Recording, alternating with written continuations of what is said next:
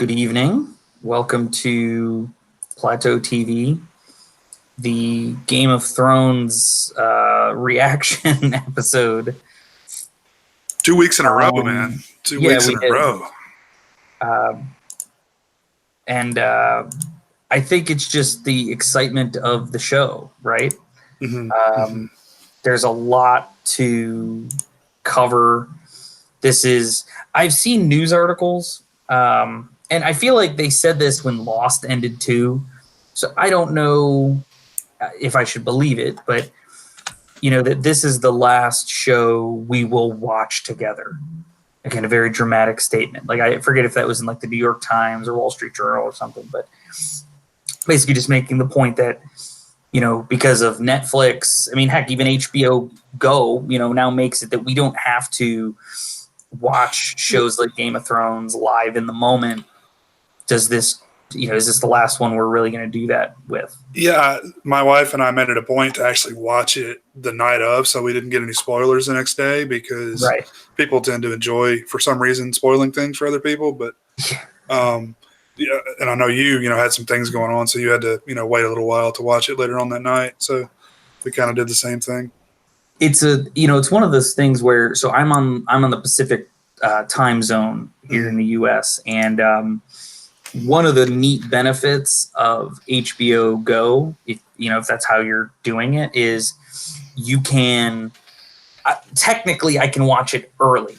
It's not really early because the East Coast can see it starting at 9:00 their time, but that's 6:00 my time. So I could, if I had the ability, I could turn it on at 6:00 here and start watching it. Obviously, I wasn't going to turn on, well, probably any episode of Game of Thrones, but in particular, the episode I was expecting last Sunday when like my kids are still awake. We usually got to put all the kids to sleep, but no, I mean, but it's a good point, and I just think that I think there's something to that. Again, I don't know if like I say, they were making these proclamations when Lost ended. And in the case of Lost, I mean, that was a network show. So to some extent, I think that really was kind of an end of an era there where you had a really popular network show. And even by that point, Lost ended in, I think, 2010. There was, prestige TV was on the rise. Mad Men was still on. Breaking Bad was on. A lot of the big cable network shows were coming up in prominence. I can't remember when it was that like House of Cards came out. Was that 2012? Yeah, I don't think that was 2010. Sounds about right. Right, but again, the point is like when Lost ended, we were sort of at a turning point, and so I kind of understood why people were making the proclamations. I wasn't sure I believed them, but here we are, kind of at another turning point where was streaming a thing when Lost ended? Absolutely, it was. But it really, I mean, again, with the advent of all these new streaming platforms, CBS has its own streaming-based content. Star Trek, The Good Fight, these other things. Obviously Netflix came into its own. Pretty soon we're going to have Disney Plus coming out.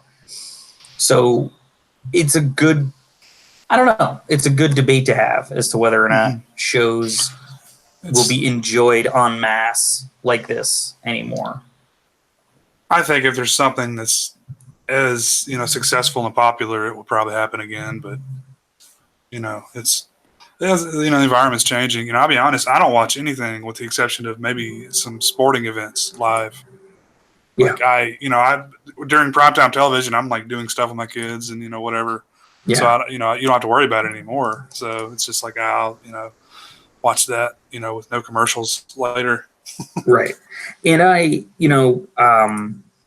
think the last thing that I really watched, again, if I could watch like Game of Thrones when it comes on here at 9:00, we probably could sit down and watch it. But because we're so excited to watch it, like once the kids are asleep, if it's 7:45, like we're putting it on. But I mean, my point is, this is the sort of show where if that wasn't an option, we probably would watch it live at 9. Right. And the only show I could think of in recent memory that was like that, I guess Person of Interest, when I caught up to it, I tried watching its last season live. But probably Twin Peaks. And again, I'll just leave that there. I don't want to get into Twin Peaks, but that was a show that at the time I was excited about it, and I wanted to see it live. But yeah, I'm more like you in that even though I fell off with a lot of the CW shows like Arrow and The Flash and Legends of Tomorrow and all these other things, my wife and I had kind of gotten to a point where we weren't even really watching those live anymore. We were watching them on like Xfinity. Xfinity has the on-demand. You can just, once it's aired, you can pull it up and just watch it whenever you want with commercials and stuff. But I think it's really only certain like marquee shows. I have to think that if something like Stranger Things had an actual air date, we'd probably watch that live because again, we love that show. So. I've seen some theories that the Netflix formula is not the best. I mean, mainly because you and I may have talked about this last week, that it doesn't keep the popularity. It's like a bang and a whimper. After that, like it's everyone's chatting about Stranger Things, and all of a sudden, they've watched it all, and now they're on to something else. Yeah, 2 weeks later. Yeah, the weekend is over, and 75% of the audience has already watched like all 9 episodes or whatever. There's something to that, and I certainly think it was true of Lost, and it's also true of Game of Thrones, although they're very different shows, where there's kind of there's sort of a shared audience exploration of the material. With Lost, they had like a mythology, there were a lot of mysteries. People in between episodes were kind of getting together online, trying to figure out like, well, what did this mean? Or, hey, we haven't seen this guy in a while. Or like, what was, if you remember, like there was this one thing in the back of the shot, but it's like people were like trying to piece together the mysteries and figure out what was happening and delving into the histories of the characters. I think it was the advent of the internet.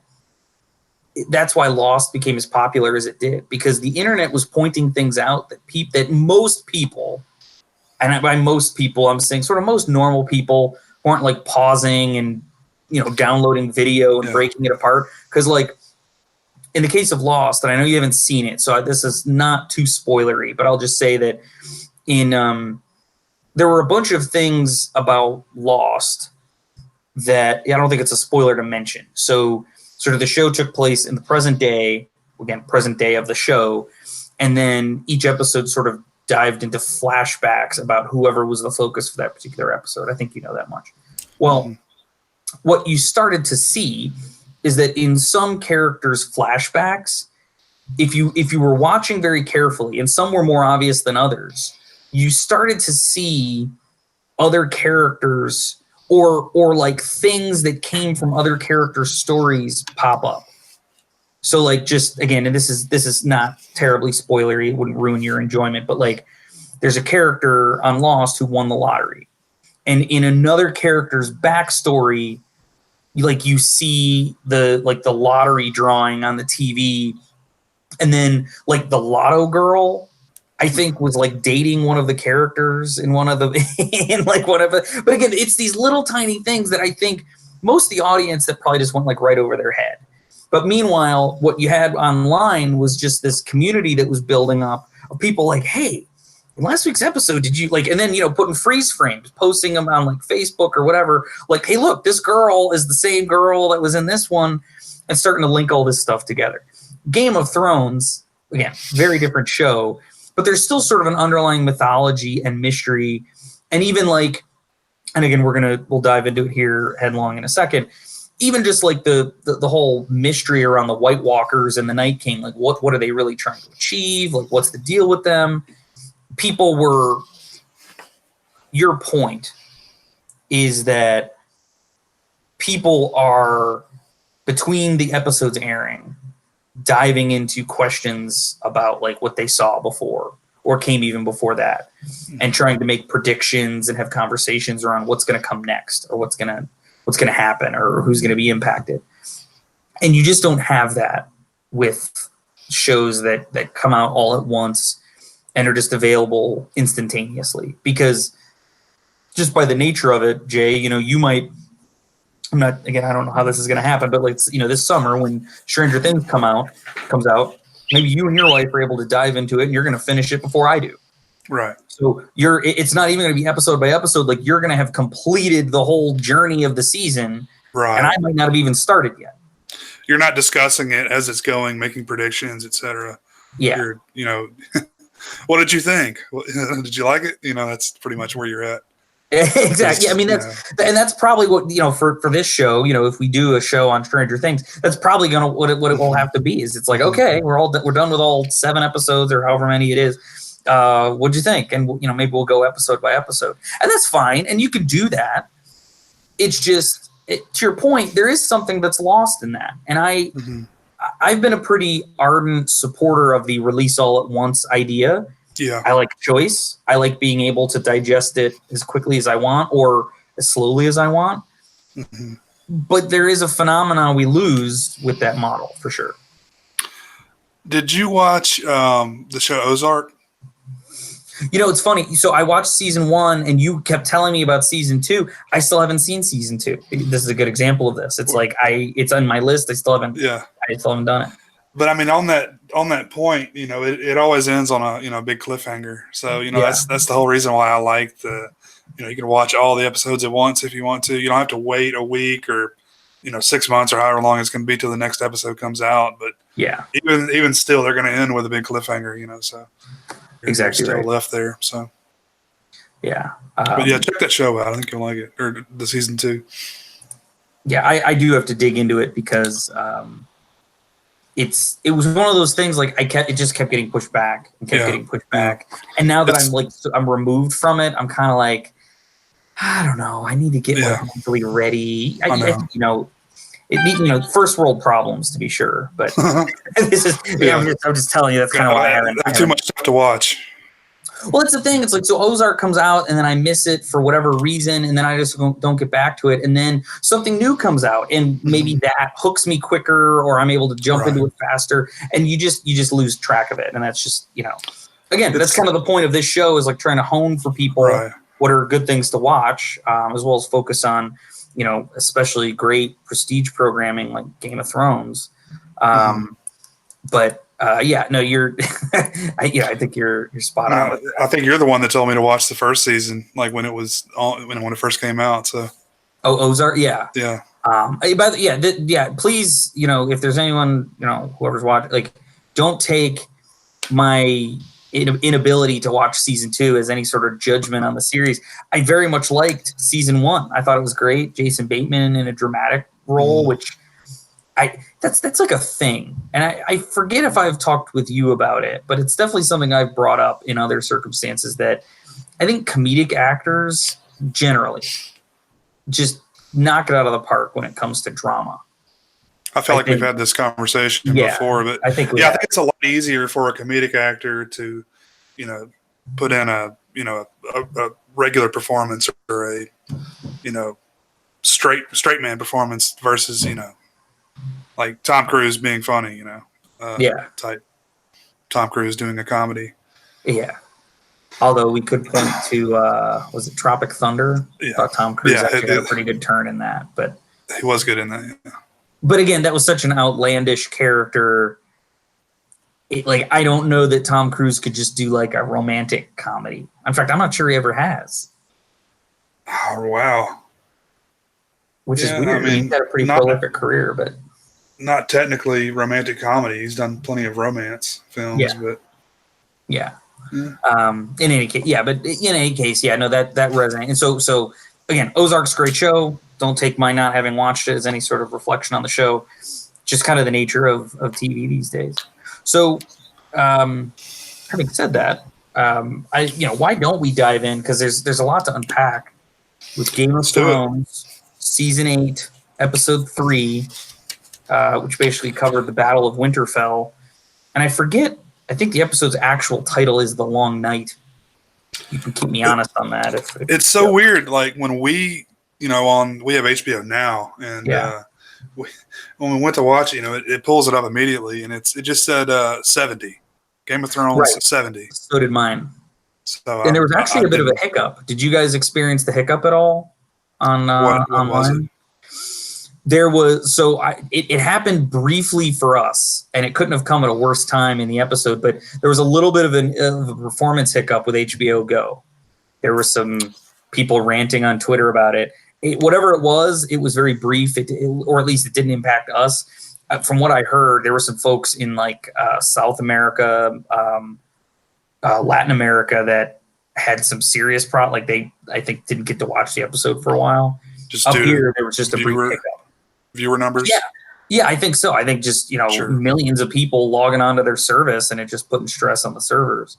So there was, again, a little bit of out of universe news there, but yeah, and again, I'm going to just jump ahead for a moment just to explain. Like, so when we were watching the episode and you're getting to the part where, Daenerys and Jon are basically reenacting Star Trek 2 with the Night King in the clouds. Little Star Trek Mutara Nebula reference there for the geeks. Okay. Basically, right when they were doing that, our thing froze up, and my wife like launched off the couch. I was like, "What?"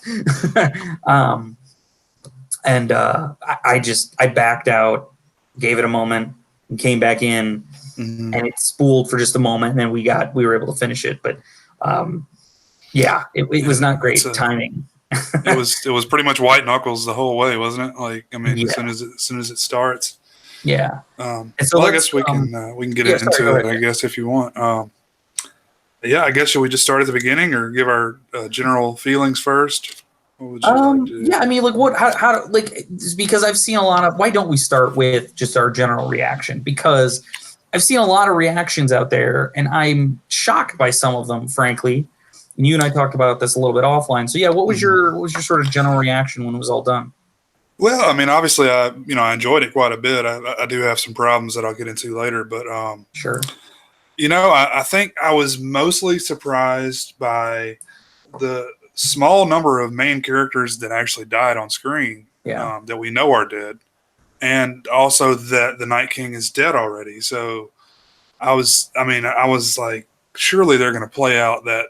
More, I think we have more walkers in the future for some reason. I don't know what, but it seems like we have 6 episodes and we've kind of, what are we just going to King's Landing now? I mean, we're going to do that for 3 episodes, but it's funny. So I'm with you on half of that. I was shocked more people didn't die, and in fact, Game of Thrones has been a show that I think people, as much as they love it, they hate it too, but they love the fact that, it's truly shocking. Characters are not safe. People that you love and hold dear could die at any time. Right. I feel like this episode kind of called out the show that at this stage of the game that's not accurate, because it's really unclear to me. And again, we can walk through the episode point by point, but I mean, when you get to the beginning of the battle, which isn't necessarily the beginning of the episode, but when you get to the start of it, you essentially have a wall of Walking Dead that like slam into our heroes, and people we knew were right at the front line: Jaime Lannister, Brienne, Podrick, Tormund, Grey Worm. I feel like I'm missing somebody. Sam wasn't at the front, but I mean, Sam was mixed up enough in the battle. Like, all those people were there, and the only one who died, so I didn't mention him, Ed, Dolorous Ed, Tom's last surviving, no longer, but last surviving Night's Watch brother, with the exception of Sam, was at the front. And Ed is the only one who died. It's just like, there were just times where it's like Brienne was swarmed and Jaime was swarmed and Podrick was swarmed. And it was like, how are they, like, it's unclear to me how they are surviving. That's, I guess we got a, suspension of disbelief a little bit there, but yeah. I said the same thing, but I was like, oh man, everybody's going to die. And, I had so many predictions, and I think you had Theon. I think Theon was one of your picks. So you got that one. I don't think, I did get it, but I don't think that there's anything.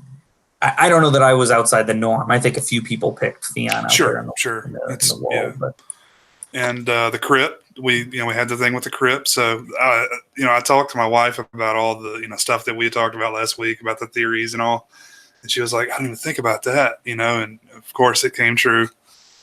Rose the dead that were in the crypt, and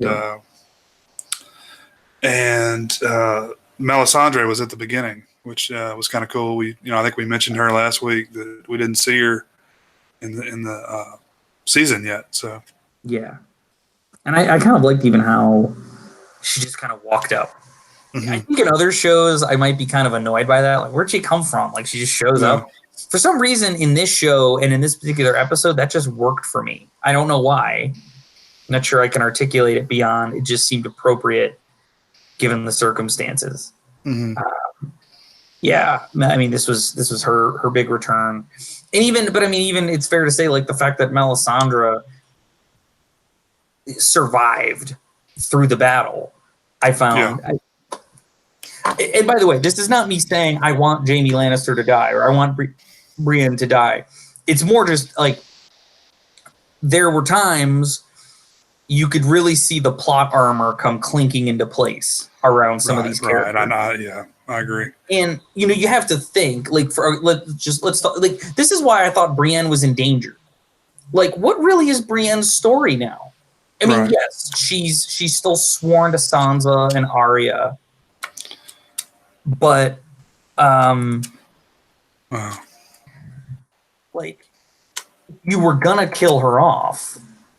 Sunday night would have been the time to do it. Yeah. Whereas I agree. Jaime, right, and whereas Jaime, again, just from a pure, like, the episode we watched, he probably should have died.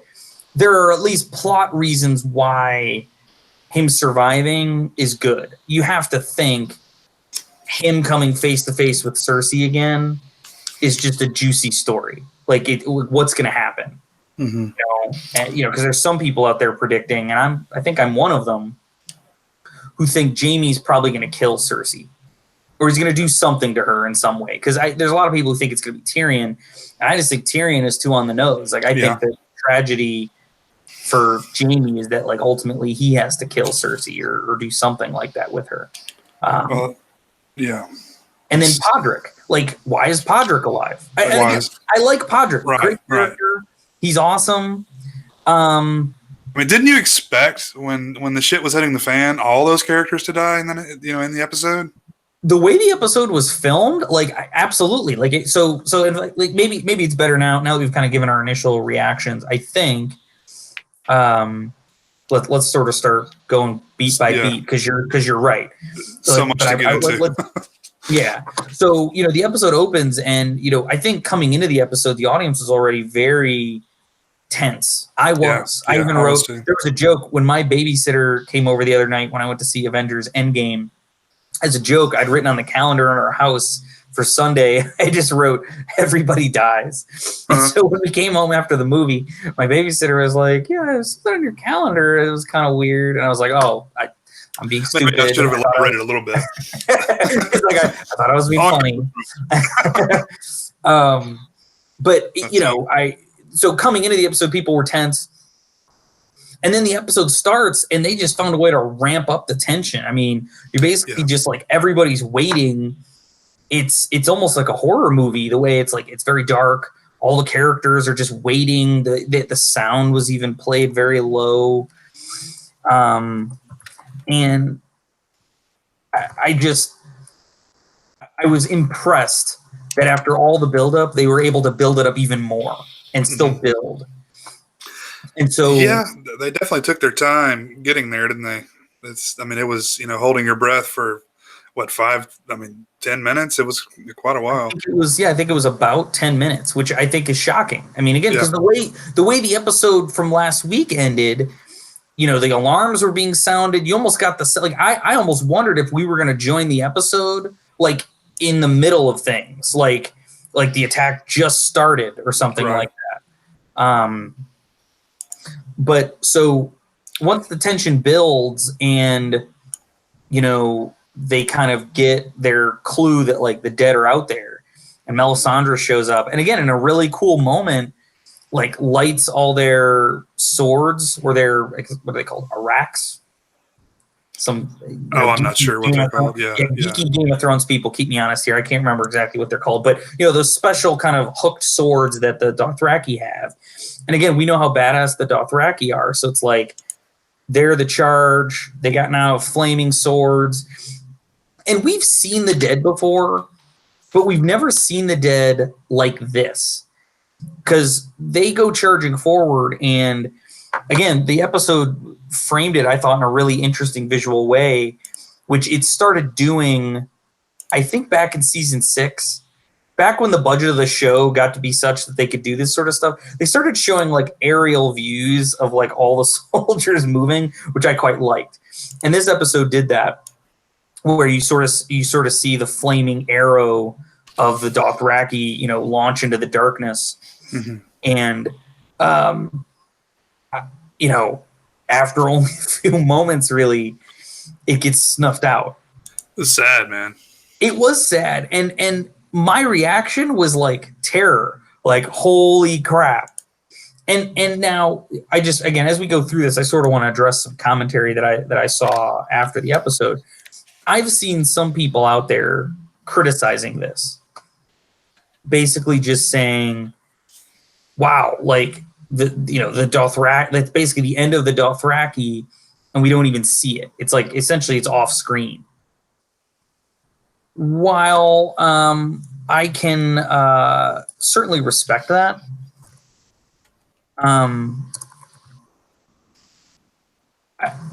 you sort of have to, the way you present this stuff, it has to be in furtherance of the story and what is an effective way to sort of convey what's happening. And in sort of the after show, like, interviews that they do, I don't know whether you watch those on HBO. We tend to kind of watch the whole thing. Yeah. The showrunners pointed something out, which I think we all already knew, which is that is interesting as battle scenes seem to be in like movies or a TV show, they actually kind of can get boring. Like, they might be interesting and dynamic at first, but if you were to just have like an hour and a half of just battle footage in Winterfell, by about the 30-minute mark, I think we'd probably be like, okay, like, this is not great. Can we get something new? So I respect that they had to do things differently and tell their story in kind of an interesting, dynamic way. And on that point, what better way to open your big battle against, the ultimate evil than take your most terrifying army that you've seen, again, other than the White Walkers, and snuff them out at the beginning of the battle. I mean, like, a handful of Dothraki, if that, survived. And I just thought it was a really impactful and powerful way to open the battle, to show, like, we just took our most dynamic, powerful fighters and, threw them at the army of the dead, and they're all gone now. Like, to me, it's a storytelling device, and I can respect it as such. Like, I don't know how you felt about it. Oh, sure. Yeah, I was just sad that we lost all those. We've been with those guys since season 1, so yeah, it just sucks that they're such great fighters, and now they all kind of got snuffed out in an instant. Yeah. Well, remember, they're not exactly the same. Like, these are like the bigger Khalasar, because she had to go back and get them when she did her little nude debut. Oh, right. Their leadership. So it's not the exact same horde. Right. Well taken. Like, we've been with these guys since the beginning, and for all intents and purposes, they're gone. I mean, there's probably some back across the sea, but before we go on, we have Cameron from Obnoxious and Anonymous joining us. Hey, Cameron. Hello. I saw you. I saw that behind the scenes HBO thing too that you're talking about that aired after the episode. Well, I was talking about specifically the stuff that airs immediately after the credits. Right. That's what I mean. I know that they posted like a documentary. I haven't watched that yet. Neither have I. I started it and I was like, it's basically what it was after the episode, just full length. Oh, okay. They blew it out. Okay. Right. And I can't wait to see that, and I really can't wait to see this episode on Blu-ray, because it's going to look phenomenal. Yeah. I think the crushed blacks and some people's internet stream couldn't handle the compression. And that's why some people are complaining about the darkness a lot, because I was fine. You know, I had more problems when Showtime aired Twin Peaks than I did this episode. I mean, you guys want to go there? That was one of my complaints about it, was not only the darkness, but also the herky-jerky camera movements. When the dead were attacking. Yeah. And I get it, but generally they do that when people don't really know how to fight when they're filming, fight choreography. Like a Bourne movie or something, Yeah. Matt Damon, just kind of karate chops, and they shake the camera a lot like this. And I was just a little bit shocked because the same director made the Battle of the Bastards episode, which was a phenomenal battle episode. Yeah. And I think this episode overall was really good. I really liked it a lot. I just felt like, yes, we did get some deaths, but I also feel like it's that Jon Snow type of thing where it's one person against 50, and yet they make it out. Like, how does Sam make it out? How does Gilly make it out? Now, again, I don't want these characters to die. I'm just shocked. Like, I know we're going to get into stuff, but like, I thought the way the episode was going, correct me if I'm wrong, I thought Sansa and Tyrion were heading towards a suicide pact after. I'm glad you say that, because I was talking with my wife about that, and she didn't get that. But that's what I thought. They kind of looked and give each other. It almost looked to me like they were getting ready to like stab themselves or something. She pulls out the dragon glass. She says, "You were the best one." He gives her a kiss on the hand. I thought, well, this is it. Yeah. Yeah, I didn't think they were going to kill themselves. I thought they were just going to go into battle and die. That's what my wife thought. That's what my wife thought too, Jay. And I guess it was just because of the framing of like when they came to them, they could hear the dead like crashing around above them, and then the dead come to life in the crypt, which is what everybody was predicting.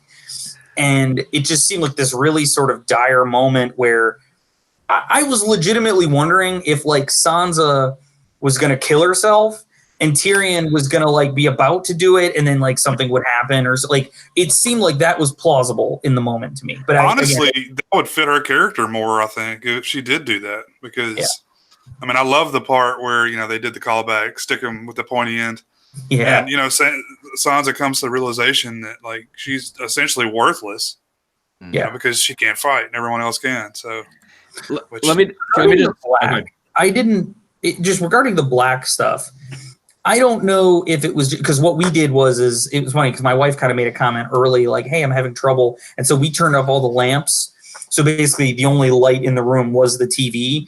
And once we did that, it even like we were okay, and I felt like the darkness was intended, but once we addressed that wasn't that big of a problem, so it wasn't a complaint from me. And then I saw online everybody had problems with it. Regarding kind of the fast-cutting nature of the episode, and then even Cameron pointing out that this director also handled like the Battle of the Bastards, I feel like it was a bit of a storytelling device, the change in cutting and editing, because, and also I think an attempt to cover up CG.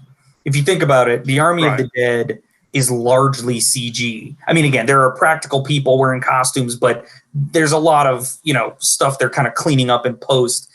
And I'm guessing that some of this was to cover up for those effects to some extent. But I also thought this is a way we haven't seen the Army of the Dead in a full-on war battle before, right? And I kind of felt like we were getting our first taste of it, and it was just fast and brutal and furious. And they were kind of trying to, in the fast cutting, kind of give you a sense of this, like, can't catch your breath. They're just coming so hard and fast. Mm-hmm. Now, again, you may not have liked that stylistic decision, but I'm just saying that's how I took it. So that part didn't bother me as much. It also has to be consistent, because if they're going to take out the Dothraki that fast, then they need to be able to move fast. There was just a couple things, because I don't know how long I'll be able to stay on, but there was just a couple things that I wanted in the episode. I didn't get it. That's all right. That's the fan and everybody. But I was thinking like there was going to be that Night of the Living Dead moment where, when like Barbara like sees her brother coming through the door and she's like, oh my God, right? I thought we were going to get the Catelyn Stark moment or the Ned Stark or something. I thought we were going to get, I was hoping that the Starks were going to rise in the crypt and they were going to have to battle kill their own father and mother or whatever like that. Yeah. Also, if Theon's gonna go out towards the Night King, can he get one swing in? Can he just, I mean, he didn't even, it's like he charges the Night King and just gets stabbed. I'm like, what a waste. I mean, if he had gone in there and just took out one White Walker before the Night King got him, I think I would have been like, okay. But it was like, what was the point of him charging him if he's just going to go out like Reek? I want Theon, not Reek. And has that charge ever worked in any TV show or movie you've ever seen? There's always that like, and then it never, the person always dies or they get knocked down. Like that never works in anything. But also, if the Night King can see what Bran sees, again, why didn't he see, little Arya coming? Now, I understand, like, we don't see her sneak into the camp because they're trying to do that assassin with no face type of thing. But and that was cool. I mean, the internet went crazy calling her a Mary Sue of all things, like for the last 20 years, ridiculous, which doesn't make any sense whatsoever. I mean, it was like, remember, she trained for 2 boring seasons about so people complained about that too. They complained about the boring season. So, and it's by the way, I just would like to point out, it's not even just the 2 seasons where she actually had the dedicated training. Pretty much ever since we saw Arya, she's been training and preparing. Well, I mean, survival mode, First episode of the pilot, she's firing arrows and practicing with the sword and all that stuff. Yes. My only disappointment with her killing Night King, even though it's awesome, it just means from a storytelling point of view, she cannot kill Cersei too. Yeah, you made that comment in the chat, and what's funny is, Cameron, is I like that we're sort of we're simpatico. I had that same thought that if she did that, would they give her Cersei too? And I'm just not certain that they would. People generally don't like the character, so I would be really surprised, even though Cersei does have green eyes. There's a couple quick points I just want to throw out. One is one thing that Piz and I discussed the other day, which I thought was kind of interesting, is maybe they're all going to get in a shot like Julius Caesar. Maybe they're all going to stab Cersei. Each person gets a turn of taking her out, and she's just, flailing about in the throne room. That could happen. Obviously, many things could happen. Anyway.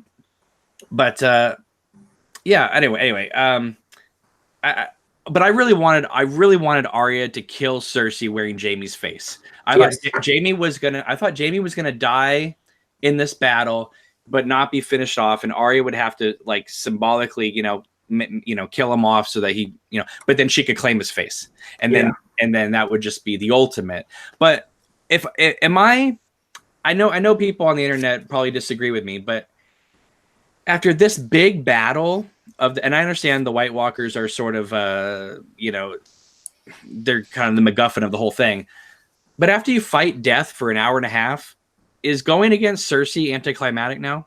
Yes. So here's my theory on this, because I've had the same thought. We're kind of jumping to the end, but it's fine. I mean, we can talk about the whole thing. My theory is that the end of the show, and this might be the twist, is that the end of the show isn't so much like the final battle with Cersei. I think the end of the show is something more akin to, like, I don't know, installing democracy in Westeros, like melting down the Iron Throne. Whoever survives to sit on the throne, whether it's Dany, whether it's Jon, whether it's someone else. And I think that third option is certainly still open to us. Again, assuming the throne still exists. I think that's partly what like the finale would be. It's like kind of depicting or showing what does this new world look like, or what are some of the challenges they encounter when first trying to install that. Because you have to feel like this is not a show that has ever been like, oh, good versus evil. Even though, characters talk that way in the show, the showrunners and definitely George R.R. Martin take a far more kind of agnostic, like, good versus evil. I mean, that's the point of view. Depends who you're talking to. So I almost feel like, to me, the end of the show that would justify the remaining 3 episodes we're talking about would be something more complex like that. And now, again, this is just purely my thoughts, my theories. I don't know anything. That's my thought. Could this show, I mean, yes, I think it could. I don't think it will. But could this show end with Cersei still on the throne waiting? I think it could, by the way. I've actually had that thought. That what if that is the big friggin' twist? That she still is on the Iron Throne. I know my wife would not be happy with that if that was the case. You would? She would not like that at all. Yeah. Well, because I've heard the end of the show described as bittersweet. And I have to think that if you talk about something bittersweet, there's still something good that happens. So what if the end is less of a war? I mean, again, I'm sure there's going to be another big battle or some other fighting coming, but what if Cersei gets kind of negotiated into a stalemate and she doesn't get everything? Like, what if the different kingdoms break up and become, and again, I'm sort of adapting our concepts to this fiction, but what if they become like states or something like that? And that's kind of why it's bittersweet. Like, Cersei's not dead and she's on the Iron Throne, but like really she's in charge of King's Landing. Like, everybody else kind of has done their own thing. You know what I mean? I mean, I don't know. Do you think that's plausible? I always kind of interpreted the bittersweet, saying to be like, sure, the Starks are on the throne, but they lost quite a few in the process or something like that. That's kind of what I was expecting, something like that, because I don't know, man. I was really shocked that we didn't lose more people. That was probably the biggest surprise to me. Yeah. So we can keep walking through it then. So the Dothraki get wiped out essentially, and then like the army of the dead essentially just like slam into our troops. It's like a wall of bodies, and I started commenting to my wife as we were watching that, the way the dead fight and the way that they're able to sort of just like marshal themselves. Our heroes are only accustomed to traditional battle tactics against people with fear. Some people are braver than others. Some people are not. There are strong people, weak people. But the dead, it can basically be like, I don't want to keep making Star Trek references, but it's almost like the Borg to some extent. Because, I mean, we sort of see the Night King is able to kind of manipulate his people into doing, taking specific tactical actions. And so it felt to me like right when I started seeing that's when it kind of hit me like, man, these guys prepared to defend the castle against a completely different enemy. Like, the dead could just be a giant wall and hit them, and that's not how they're set up to protect themselves. Sure. It's did you see the film World War Z? I read the books, and that's why I didn't see the movie, because I didn't want to be probably good thing you didn't watch it. But anyway, a lot of the effects are really similar to the way they move, and I know someone's pointed that out online, but I thought that when I was watching it, that they mound on top of each other, in order to get the end goal. It's like they're ants almost. Yeah, that's a good comparison. So it's really, you're right. How could you prepare for that? That's why they're so overwhelming. The Unsullied are probably the most prepared for that, and they're just mowing them down left and right. Yeah. And then so the Dothraki get taken out, the army like hits the people, and apparently the battle plan, which was not followed because Dany and her hot-blooded nature, basically the Dothraki get wiped out, and Dany is immediately like, let's go. And John's like, well, hold on. We had a plan. And she basically is just like, well, the dead don't have a plan, or whatever she said. And so the plan goes out the window, and John and Dany, which I like just sort of how John is just all of a sudden a dragon rider. So it's funny because you were picking a little bit on that scene in the first episode. It's like, oh, so I guess he just rides dragons now. You start to see now, like, that scene, I think, was just critically important because that's the only time he's done it we've seen. So, like, they had to put that there so that they could use him like this in this episode, which I still feel is not quite, like, enough build-up for it, but fine. I agree to be a master dragon rider person, but, I mean... Yeah. He literally walks into like a sea of the undead and just comes out, without a scratch. So, and I was also, this is just more of a personal thing, but like, I'm always kind of annoyed at the scenes in Winterfell, and maybe the idea is because they're Northerners and they're used to the cold and stuff, they can just walk around like this, but no one's ever wearing a hat no one ever has gloves. No one ever seems like they're dressed that warmly. The only guy who had a decent coat in the whole thing was Ned Stark. Remember, he had the big like wolf fur, And so but this was exacerbated by, okay, so Jon and Dany basically go on a snipe hunt looking for the Night King, who's up there somewhere. And they're like flying in the upper atmosphere, and Dany has a coat but no hat, and Jon's again, it's like it's the middle of winter, which we're told is this like bitterly cold, awful event. Plus, you have the mystical nature of the Night King is like hurling a blizzard at them at the same time, and they're just like up in the sky. How are their faces not frozen off? I mean, I understand. I'm arguing basic, like, again, we're in a world with dragons and stuff, so I understand. This is a little silly to me, but this to me harkens back to a friend of mine and I back in college were watching Smallville, which it just Smallville was the show about young Superman. If you don't know, but in the show he's basically like a poor farmer. They're a farm family, so they don't have a lot of money. There's a lot of things, and he pointed out to me in one of the scenes, and I don't pay attention to this stuff, but he's like, "Why is Clark Kent a poor farm boy wearing diesel jeans?" And sure enough, yeah, it's like supposedly poor Kansas farmer is, and so it's like you're arguing a detail like that in a show where the main character can get shot and doesn't die, and they have meteor rock powers, but I'm just making this point because it's like sometimes it's those little details that can kind of pull you out of something. And so I just found myself thinking like, man, Daenerys' like hair should just be frozen solid right now from flying in the damn blizzard that the Night King spooled up around him. Anyway, again, a minor point. I'll stop. But that was what I kept thinking. It's like, aren't these people cold? You mentioned Smallville, small detail, Allison Mack. She's come a long way in her life. Yeah, we do not have the time. No, I know. Subject, but we'll get there too eventually. Yeah, that's. I have no desire to talk about Smallville. If you remember, Jay, I think we've had a discussion before about like I don't often quit on TV shows. Smallville is in an unfortunate position to be among the small number of shows that I have quit.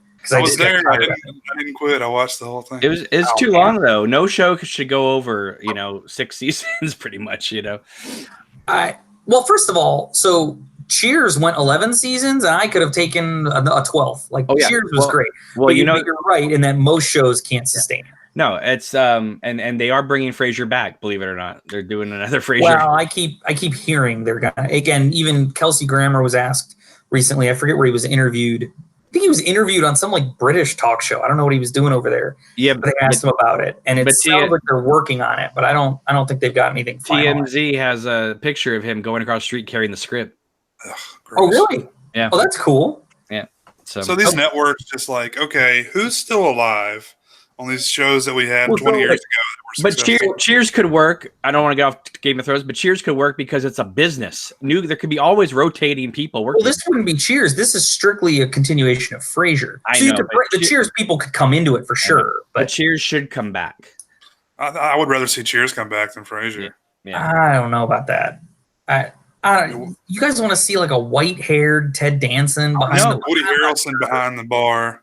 Yeah. I mean, just to bring George Wendt back and all that would be beautiful. Beautiful. I want Norman back. The reason I'm excited about Frasier coming back is you could still do that, but rather than subjecting us to 20 episodes or however many they would do of it, you get a nice flavor of reunion. I think there's more story you could mine with Frasier, which, by the way, in the interview I'm referencing, I got to find it. I can send it to you guys just because it was a good watch.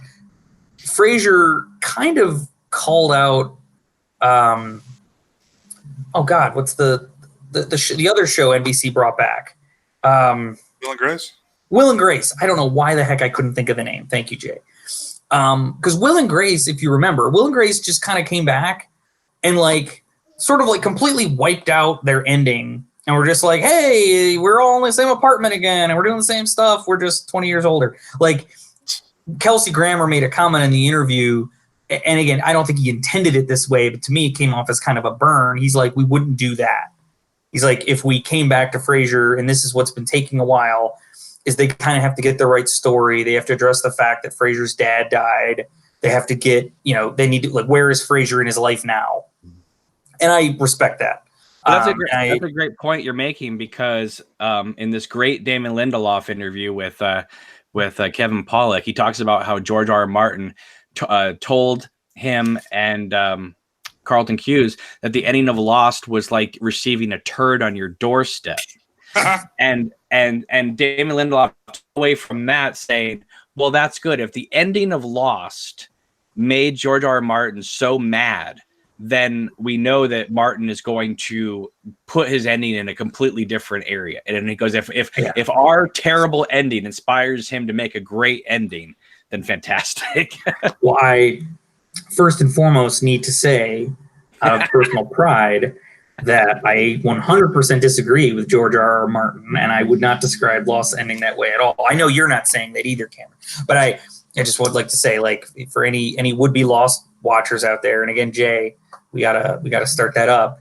I wouldn't describe the end that way. But if George R. R. Martin is so dissatisfied with the kind of ending that Lost had, it's a fair point, Cameron. And I don't think I've ever heard that interview before. I haven't caught that, but that's a good point to know that George R. R. Martin will at least give us, like, there won't be, too much ambiguity in his ending. Like, it's going to be an end. But I wonder, obviously, life goes on. But I wonder if this whole Naomi Watts prequel is going to explain the White Walkers. Is that what they're going to? You think they're going to get into all that stuff, or do you think that's just a Game of Thrones construct and that'll be something else? It'll be Spartacus, Gods of the Arena, more of a prequel that way, or do you think? I think I've heard that this would perhaps explore that stuff, but I don't even know. I gotta be honest. I'm kind of unsure about these spin-off ideas myself. I mean, I would have been more interested in, like, a spin-off about the Targaryens coming to power. Yeah. Like, what did that look like? Yeah. But what they're talking about here, I've never been that interested in the concepts I've heard. I'll probably watch it, but is it possible? I just want to know where you guys are coming from. Could Game of Thrones completely crap the bed? If the last couple episodes, if we get that, I know you're not saying that, but in terms of Lost, we get that across the sea episode, second to last, and then I like that episode, by the way. I know, and they don't give us a satisfying ending, or they kind of leave us with that Sopranos-esque type of thing. Yeah. Does it kill the entire series as a whole? Looking back, if they do that, something like Sopranos, absolutely. That would be terrible. Well, can you guys compartmentalize like that? Can you say seasons 1 through 5 was great, and then they totally ruined it in season 6?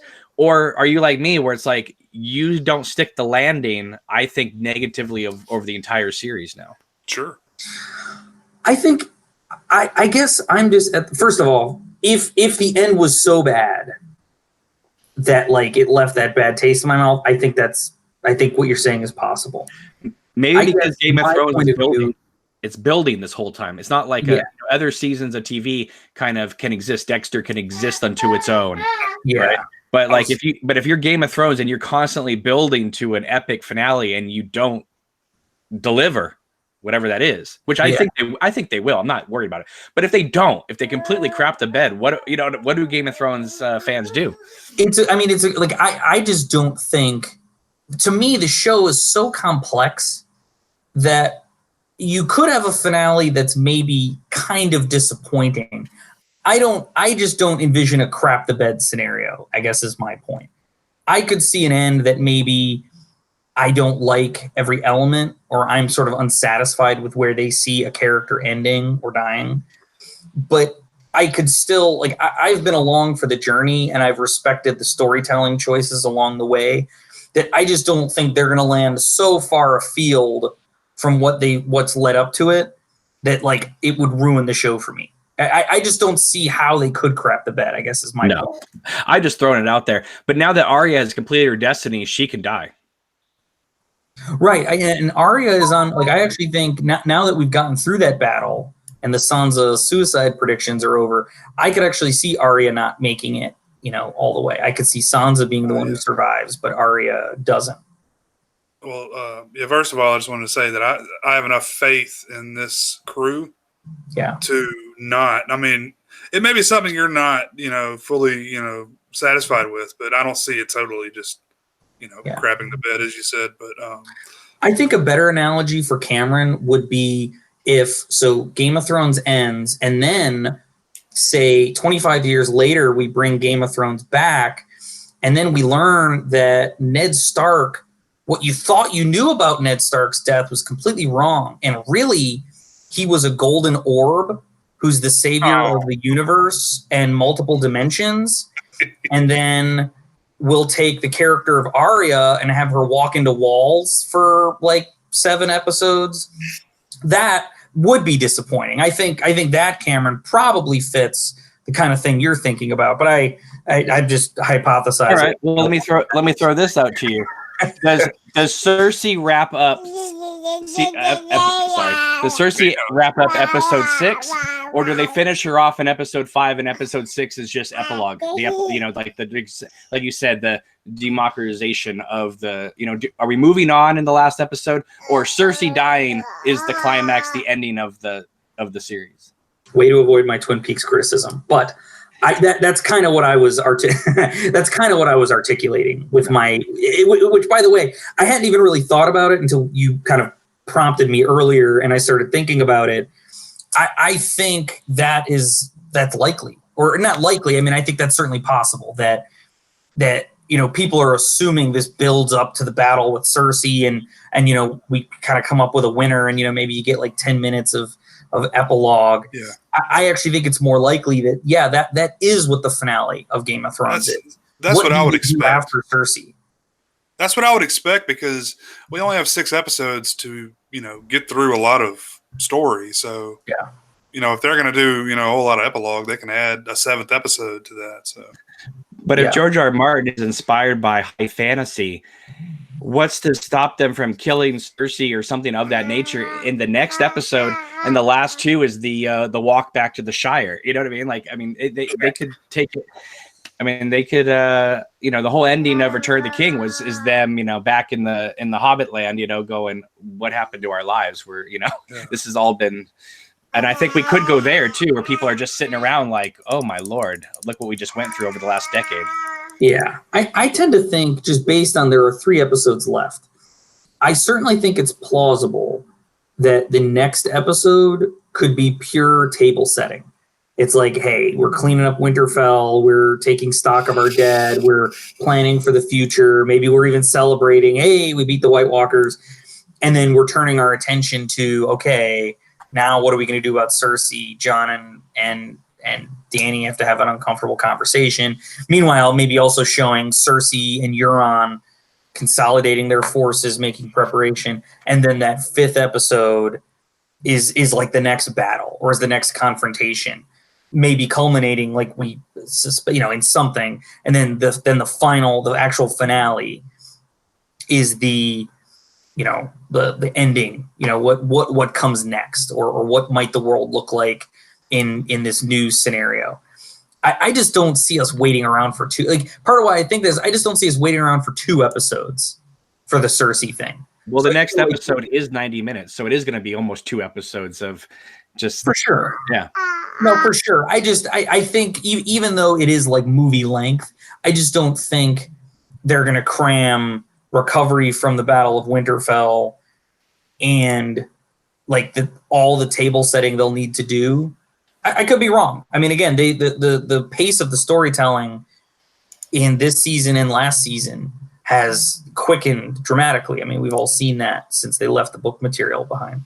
But I don't know. I just see them playing out the string a little bit more carefully. But can we just get rid of Euron Greyjoy? He's just a ham. He's like a mustache twirler. Let's just get rid of him. Until we had the scene in the first episode where like Euron kind of won Cersei over, and then we didn't see them like sleep together. Thank God. Who knows what that scene would have been? But I kind of like him now. I don't know. I hated. I was feeling the same way you feel until that first episode, and I kind of think it's interesting that here's this character that kind of like Cersei kind of digs him, because when you think about it, has there really been anyone else who's other than Robert Baratheon, and it was more of like a hatred kind of thing between them. This was more of like a roguish. I don't know. I just thought that was interesting. It was just an interesting character. No, I agree. I think he is getting better, but when you've dealt with Ramsay Bolton and Joffrey and all that, sure, he's kind of third tier, villain. Oh, sure. Even the Night King, who never said a word, was more terrifying than Euron Greyjoy. He was, they can't hold a candle to Joffrey. And by the way, so just to bring it back to this episode, again, we can talk about whatever we want to talk about, but I did just jumping ahead in the episode is when Dany finally got her shot and the Night King was exposed, like they knocked him out of the sky, and then Dany like lit him up, which I never thought that was going to stop him. By the way, I have long, even back when just the idea of the dragons and the Night King and stuff ever facing off was just a dream. I never thought that would stop him, but I'm pretty sure that is the only time that the Night King's expression, like he smiled at her. Even when he did the move with Jon where he like raised the dead bodies, he had kind of a neutral face. Here, he like smiled at Dany like, come at me, bitch, which I just thought was a nice, if you were going to give him one smile in his life, that was a good one. Like it was a good moment. If fire can't kill Michael Myers, it can't kill a Night King. Well, of course not. Real quick, back to Euron. I think that Cersei is going to act like that's his baby and somehow manipulate him more so. And puppeteer him to do something, in the next few episodes. Yeah. But I think Dany is being really reckless in this battle. So episode 3 battle. Right. Did we lose another dragon? Because we never saw what happened there. I was actually having this debate with, and I want to hear what you think too, Cameron, but I was actually having this debate with someone, one of my friends afterwards, because I thought we lost another dragon too. Because I thought that was the dragon that was chasing Jon around the castle when he was trying to get to the Night King. Okay.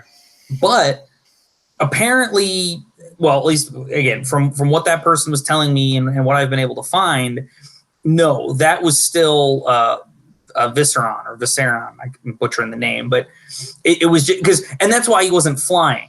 Because remember, Jon's dragon effed him up, but this guy was just kind of walking around. He was so injured he couldn't really fly anymore, but he was okay enough. He was going to crash through the castle and do that kind of stuff. So I think Dany still has two. I think Drogon managed to shake all the dudes off him, and he's probably just hurt, but recuperating somewhere.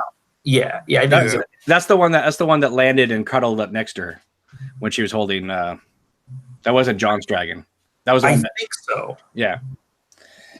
The same thing, TJ. In fact, I guess I'm still not even sure. I need to dig into it a little better, see what other people think. But I mean, honestly, I get the dragons mixed up. I don't know the names, and I don't know the characteristics. I'm sure one's a different color or whatever, but I don't really know the difference. This was actually sort of the discussion I was having with the friend I mentioned, where normally I'm just geeky enough that I can kind of tell the difference because Drogon's bigger and he's like all black. Yeah. Like, he's kind of distinctive. The other two I've never really, they're smaller. So I just sort of know that. And Dany always rides Drogon too. So that's always kind of a good indicator of who's who. So Drogon was the one that was attacked with the yes, and I think he's okay. Well, I mean, again, injured probably because he had like 50 walkers stabbing him, but I think he shook him off, and I think he's he made it back. And that CGI was pretty wonky, I think. I thought the dragon on dragon fighting looked really good, though. Oh yeah. Yeah, you can tell that's where a lot of the season's budget was going into some of that. I couldn't exactly tell what was happening. I mean, not only is it pitch black and it's a snowstorm. I mean, I saw one of them got bit. I don't know which one got bit, and they were flopping around together. But that was most of the episode. That tends to me to be another case where they had pretty good CG, but if you cloak it in darkness, sure. It doesn't have to be great CG. It can be just okay. And if it's in a lot of darkness and shadow, you can kind of get away with some things. That's why every DC movie, their climax is at night. You know, it's at night, and a minor quibble with like not just Avengers Endgame, but Avengers Infinity War. And it won't be a spoiler, but like there's this weird sort of and it was also at the end of Justice League. What is with the like orange kind of sunsetty background? It's the where it's Zack like everything's Snyder, like right? orange. Yeah, what is that? All of a sudden, every movie's climax, it's like kind of orange tinted, and it seems like there's maybe fire in the background. I don't know. It's Endgame had it, and again, I liked Endgame, but I just remember at the end thinking, why does this look like this again? Because it kind of looked like the same fight when they were fighting Thanos on Titan. It's like, is this the same place? It wasn't. Do you watch with 3D glasses, the 3D like IMAX, all that? No, the theater I go to doesn't have it, so we have. I mean, I'm not sure I would have done that movie that way anyway, or at least my first viewing of it, I wouldn't have done it that way. But I know I haven't seen them that way. Okay, I was just curious. Yeah, I don't really care for it myself, and plus it's like twice as much. So when it's well done, I actually think the new again, it's not even new anymore. I mean, didn't it debut with My Bloody Valentine? Wasn't that the first one? Oh, right. The new version out. First one I saw, yeah. And that was a good one for that. I thought it looked really good, but yeah, I watched some others that were really dark. Yeah, so I don't know. I generally speaking, I don't like to watch my movie the first time that way. I feel like because also I wear glasses. Right. I don't have contacts. I have to sort of wear them over my glasses, and that's fine. I can do it. It doesn't really heighten the experience for me that much. So, let me ask you this real quick. Do you think Daenerys is different now? Because from what I understand, maybe I missed something, but at the beginning of the episode, it's my understanding she messed up the whole plan. Yeah. But at the end, with her losing her former hand, I forgot his name, Jorah. Do you think she's different now, or do you think she's still hell-bent for the throne? I have a feeling she may just be like, you know what, let's just go. You know, what are we doing here? This is all for nothing. Or do you think she's going to be even more angrier in the next episode? Because it seems like when she was crying over his body, I felt a change in her. Again, there wasn't enough of it. I didn't get that. And again, she was crying over him. Sure, that was actually very emotional. I was kind of saddened by that scene. But I don't know that I detected. I'm not sure I would say she's hellbent for the throne. I think she's still clearly after it, but I don't know if she's going to be more conciliatory, and maybe that now they've all fought and bled and kind of worked together. Maybe she's going to come to some accommodation with them, with the folks in the north, like about what it is they're going to do, rather than it just being her doing it and you better kneel to me.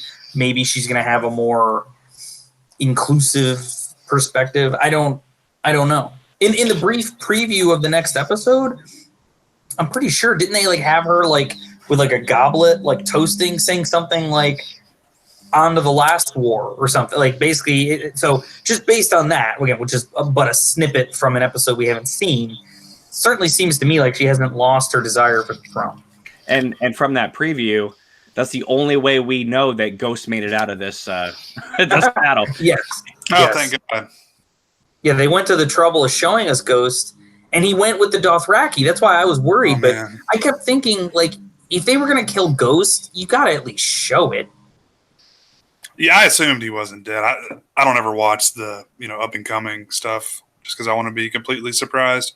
But there's a subreddit. I don't know whether you guys go on Reddit very much, but there's a subreddit called Free Folk, which is kind of like the subversive Game of Thrones Reddit, and there's always like a lot of attention paid to where Ghost is. Like there's multiple posts, but it's like, oh, there's Ghost. Or there were a lot of jokes after the first episode, like that they couldn't afford, or like I think Ghost was in that episode like briefly, and someone made kind of a joke of like, well, the CG effects for Ghost they couldn't really afford them because they did the big dragon fight. So they sort of like they made a picture where it was just like a GIF image of Ghost that they like imposed into the scene. That was kind of funny. But I just think it's funny that there's this whole segment of fans that is very heightenedly, they're aware, where is Ghost? We need to make sure we know where he is at all times. So Ghost and Lemuria, is that it? Is that the only two left? I think so, yeah. Ghost and Nymeria are, and Nymeria is just, running wild with a pack of wolves somewhere in the middle. I think we'll see her again. You think so? Interesting. Yeah. I hope so, because what was the point in showing her before that she was still around, I think it would be cool if we saw her again. My instinct as to why they showed her is if you remember that scene, Arya's just sort of camping and then the big wolf pack shows up. Then Nymeria shows up and Arya realizes who she is and she wants her to come with her.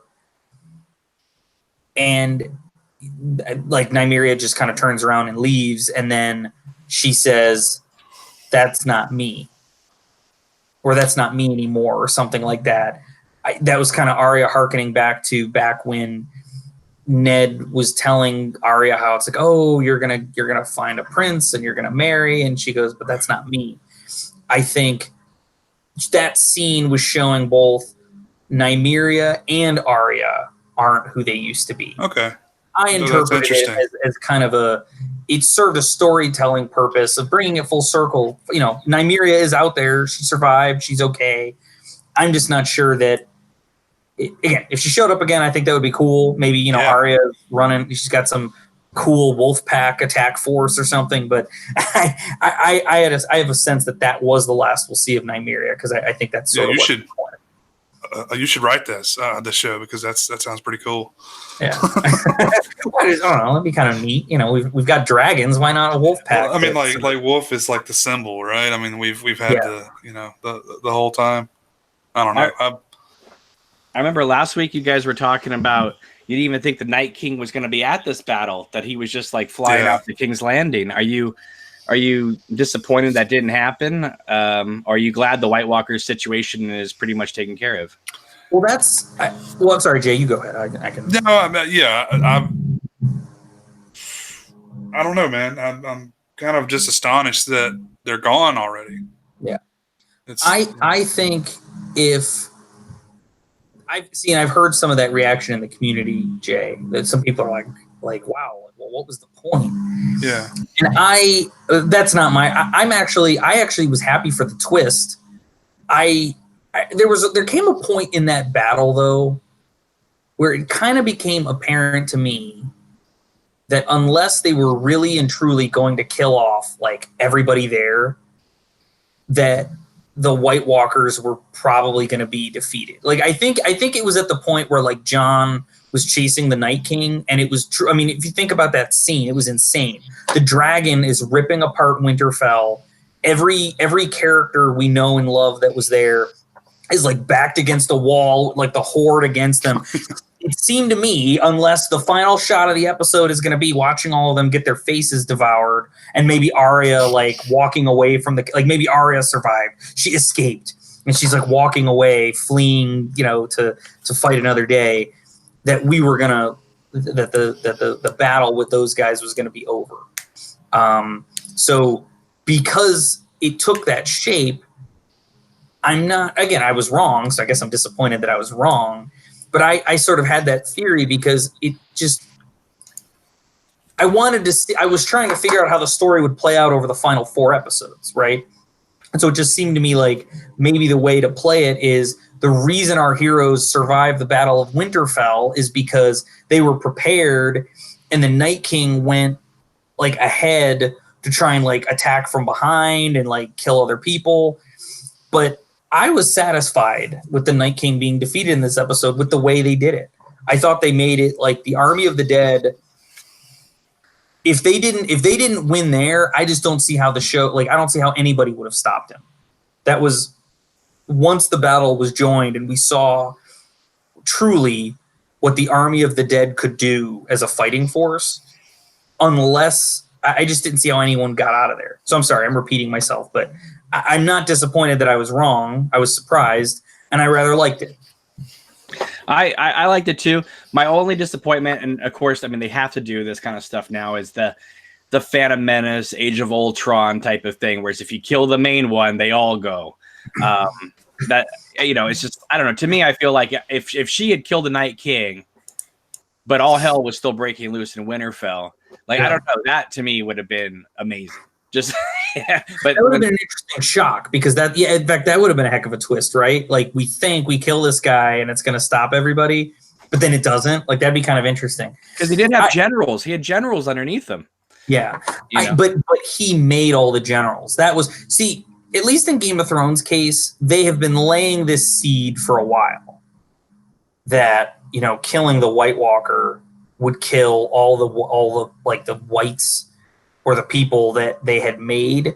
And since the Night King was the first one and he made everybody, that it made sense that they would all fall if he fell. No, completely. It's a trope we've seen many, many times now. So, right. That shot, correct me if I'm wrong, but that shot where she dropped the knife and picked it up, that was like what she was training on like for years, right? In that thing. Wasn't she practicing that move a lot, dropping the knife and taking it with the other hand? I thought that was her signature move that she was doing with the guy with no face, I don't remember. It's funny because I think I've seen reference to that. I feel like she has done it before, but it's not something that I keyed off of. I was, I do want to come to, again, we're talking about it, so let's talk about everything. So, we were already mocking Theon. Yeah, Theon gets knocked out of the way, not even a challenge for the Night King, and the Night King's getting ready to kill Bran. And kind of out of nowhere, Arya, jumps in and kills the Night King. As the episode was developing and as Jon was like battling his way through, it became apparent to me, even if Jon had made it there, I just don't see a scenario in which Jon could have believably killed the Night King and it would have satisfied me.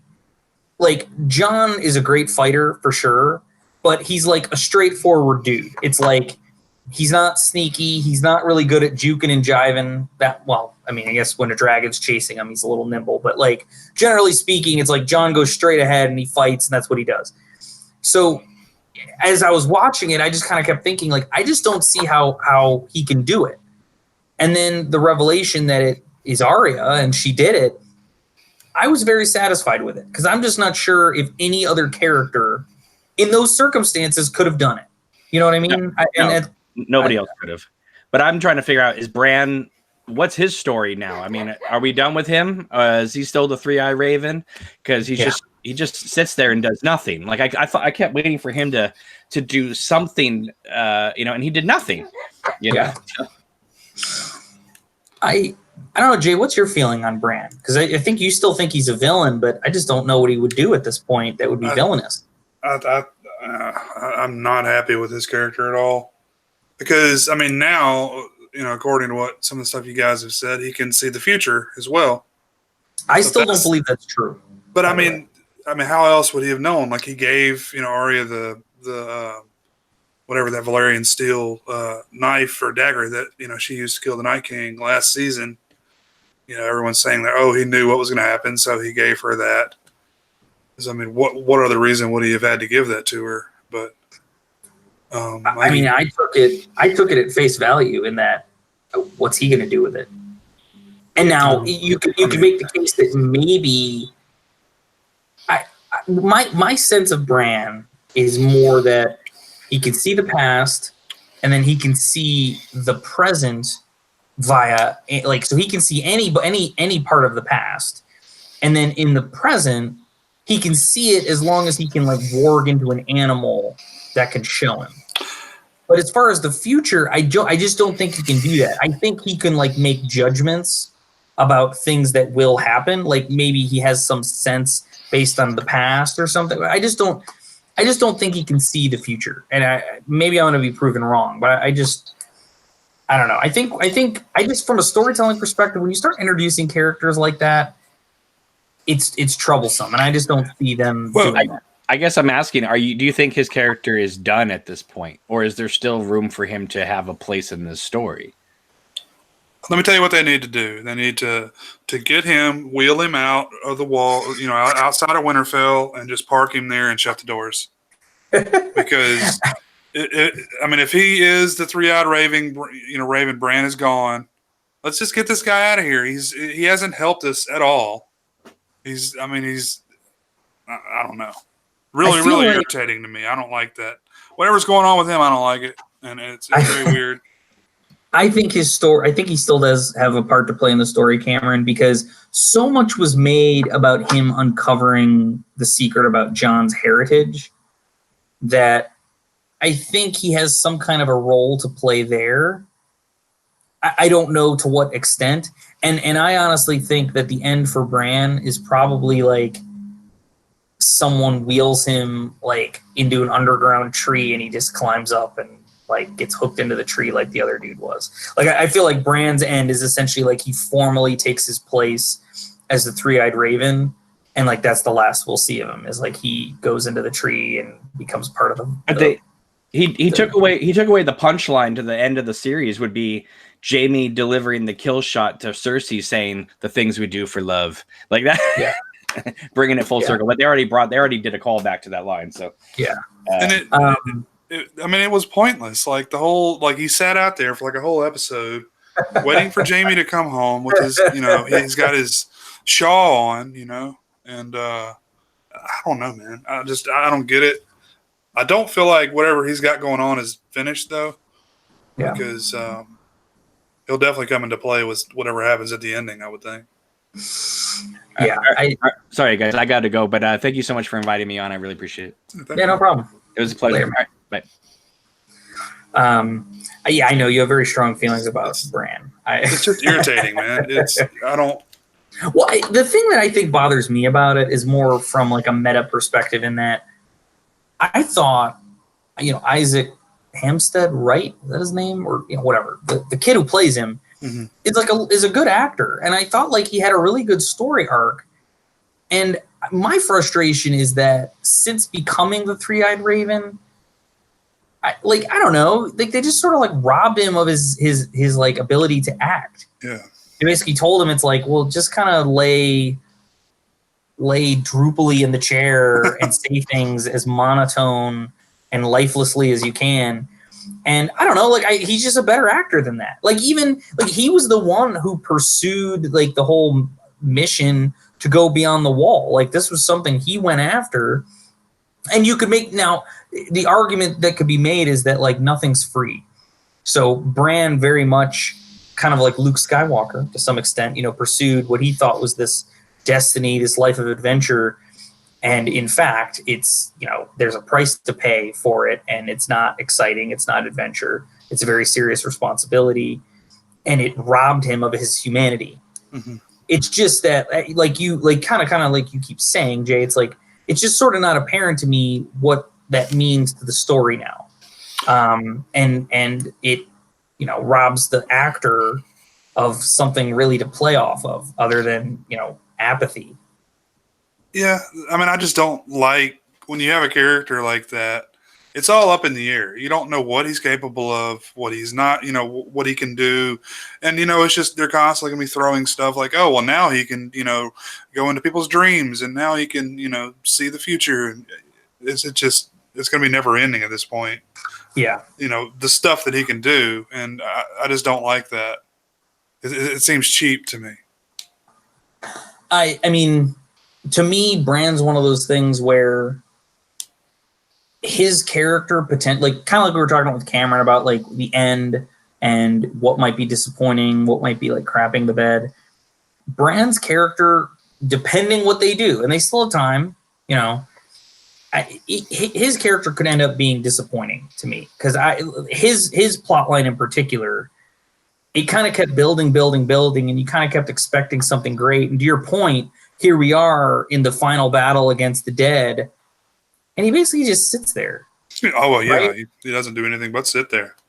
And so it kind of leaves you wondering, it's like, what was this really all for? Now, again, we're assuming that's what Bran was meant to do. And I certainly think that's part of it. Right. But perhaps he has further things to do or another role to play And I guess we'll find out. But yeah, we should be on Bran disappointment watch in that we might get to the end of the show with him, and it's all just going to seem like a big donut hole, which is unfortunate. But sometimes that happens. I saw someone predicting that Bran and Arya were going to sit on the throne, and I was like, "That's the stupidest thing I've heard." Because first of all, she doesn't want to sit on the throne. First of all, that's the last thing she wants, and he's not even Bran anymore. He's like this entity that knows all and sees all, and is just going to go. And the Night King wanted to kill him, right? Or kill him to kill memories and the past and all that. Yeah, basically kill the memory of human history or something. That was the entire purpose, and now that's just done with. I mean, it's hard for me to believe that that's over with. I guess the part. This is one of the problems with translating. I think I tweeted this to Piz because we were having some conversations about this on Twitter, but I think this is one of the problems in translating these books to a show with limited screen time is that even in the books, the story of the White Walker. By the way, the story in the books that have been published, the White Walker story was.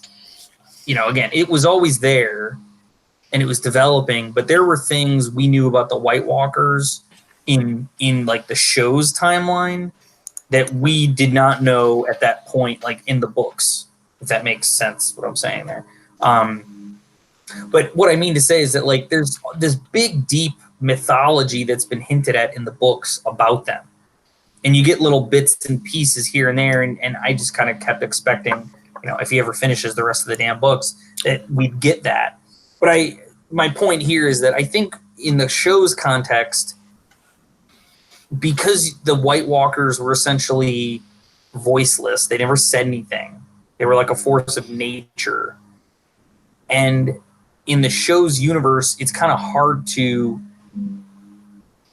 dig into that rich mythology unless you just show Bran sitting around thinking about it.